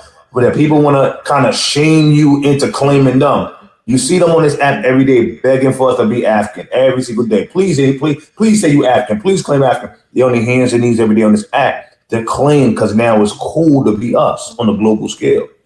It is, again, I just want to kind of clear that up. You know, I was bringing the stats, facts, and numbers, family. Love you, peace, love, y'all be. So people mad that black Americans are saying that they receipts, fam. That's what you call receipts. Every last one of them. Oh, we was paying attention. You ain't want to be black, did you? You ain't want to be black until we start talking about foundational black American. Yeah. Let me say something, family. Certifies. Let's make this clear. For everybody who always say that they hate foundationals. No. Let me run that all the way back. For everybody who's always got a problem with foundational black Americans, you ain't never want to be black until you started hearing foundational black Americans. For all the people who always got despised for foundational black Americans, want to throw smudge on foundational black Americans, want to say foundational black Americans is xenophobic, hate group, or whatever the hell. You ain't never want to be black until you start hearing foundational black American. Notice that, fam. Everybody got a problem with foundational black Americans, but ain't none of these people claim black until they heard foundational black Americans. When folks were saying African American, Africans were saying that they not African and they ain't black. Yeah, let's go there, fam. They was running around here saying we not black. When we were out here getting labeled as all these different things, it was a whole different game. Whole different game. When they had African American, they went out their way to say they wasn't black. It wasn't until we start saying foundational black American where they want to start claiming black. You ain't black. You never wanted to be shit. You never, ever, ever wanted to be black. So your ass got to stay in the back. That's how we doing it, y'all. Everybody got a problem. Oh, foundational black Americans is so bad. Foundational black Americans, this, that, and the other thing. Foundational black Americans got your ass wanting to be us, though, don't it? Foundational black American got your ass wanting to be something you not. Your asses was cool saying we not black. You was cool saying give me all the cake, so. You was cool saying y'all's is Akatas. Soon as we start saying foundational black American, they say, no, we all black. I love black. I've always been black. We get pulled over. We all black, brother. Nope. Your ass stays that way. Remember, y'all, if it was me no black, then it's keep your ass in the back. You can't come to the front. The front line is where we reside. We stay over here, y'all. That's how we do things. That's how it is. They always got these terms, fam. I told you. It's all about delineation. Delineation ain't about division. It's about precision. All right? Precisely. Your ass ain't us. Precisely. Your ass can leave. Precisely. You ain't my brother. You ain't my friend. You ain't my ally. You ain't my pal. You ain't nothing. You just another foreigner, fam. And last time I checked, there's billions of foreigners. You ain't no different than the next one. All your asses can get put in that box. And that box says non-FBA. And the real FBAs understand what it is. Because like I told you guys a few days ago, when you look at the scale and the power, look where the United States is. Look where they are. They want us to park the car, jump out, come back around, and we say, hell no.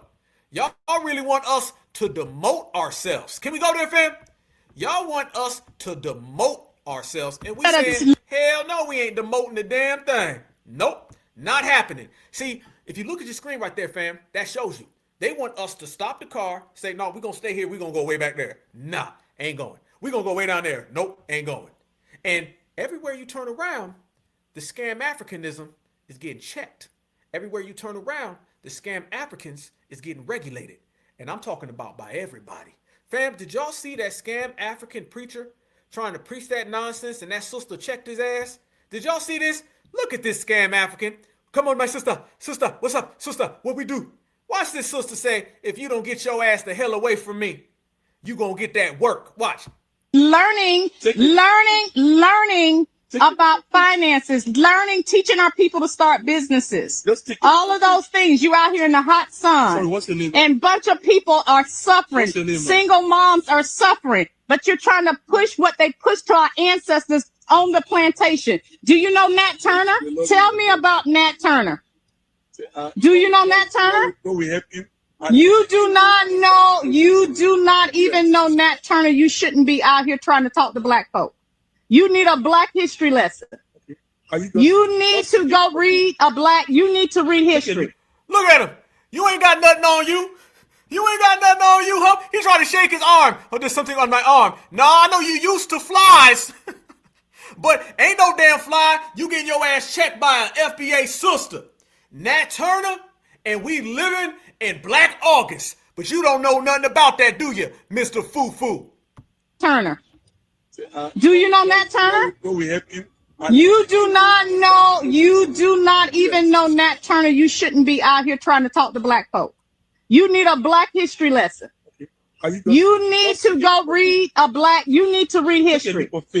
You don't know what the name of the first slave ship was. It was called Jesus.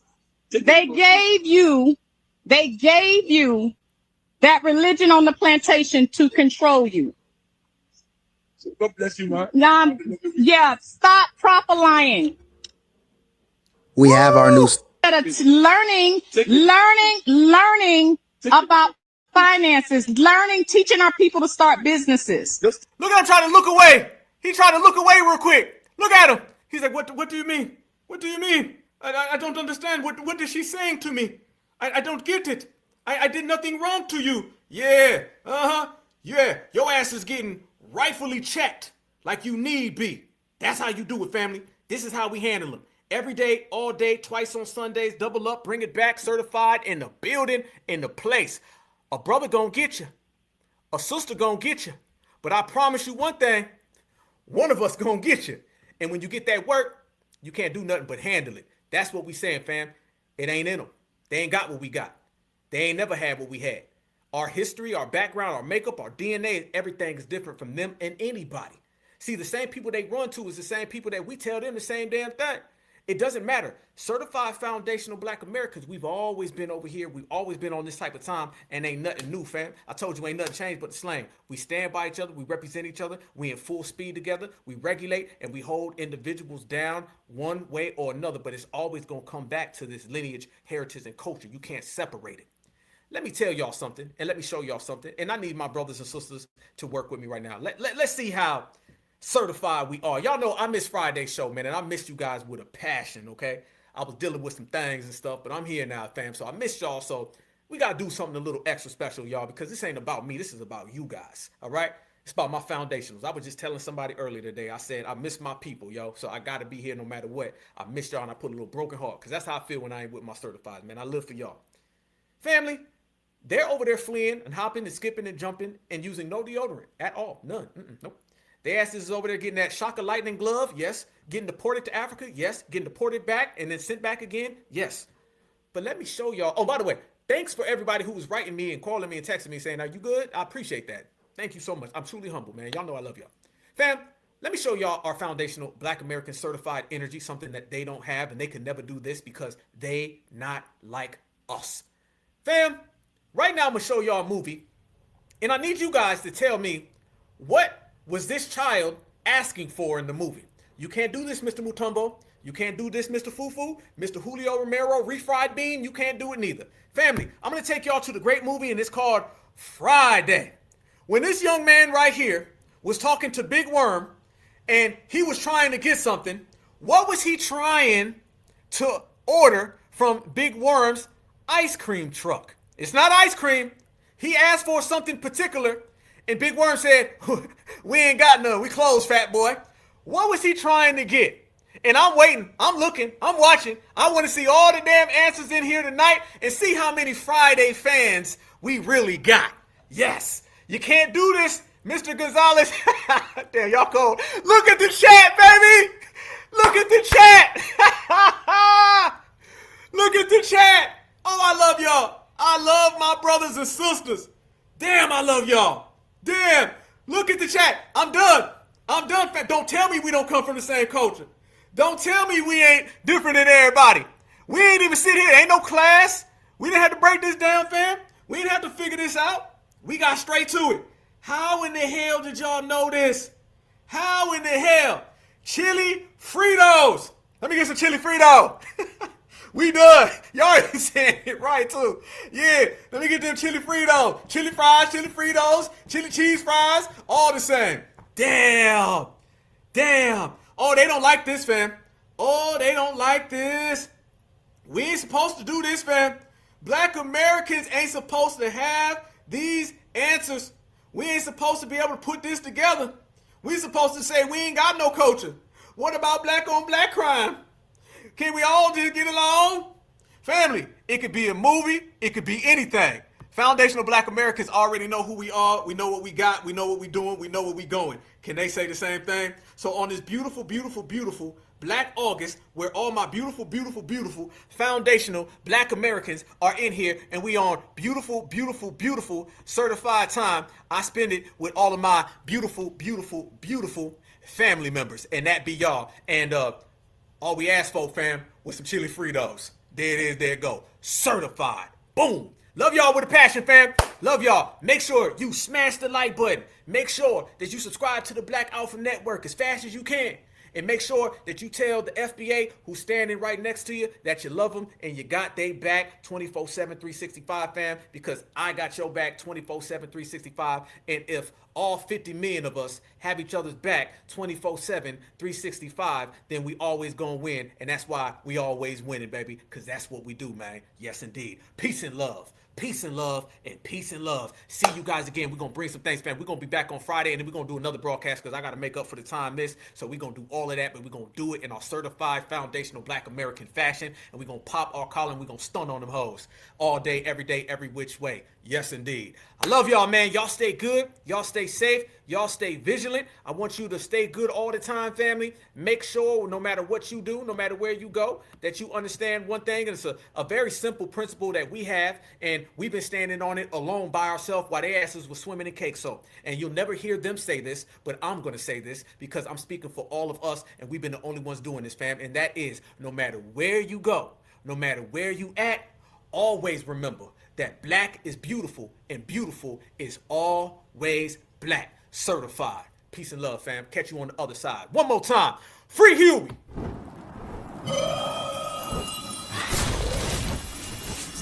Black Alpha Network. Home of Black Excellence. Power to the people.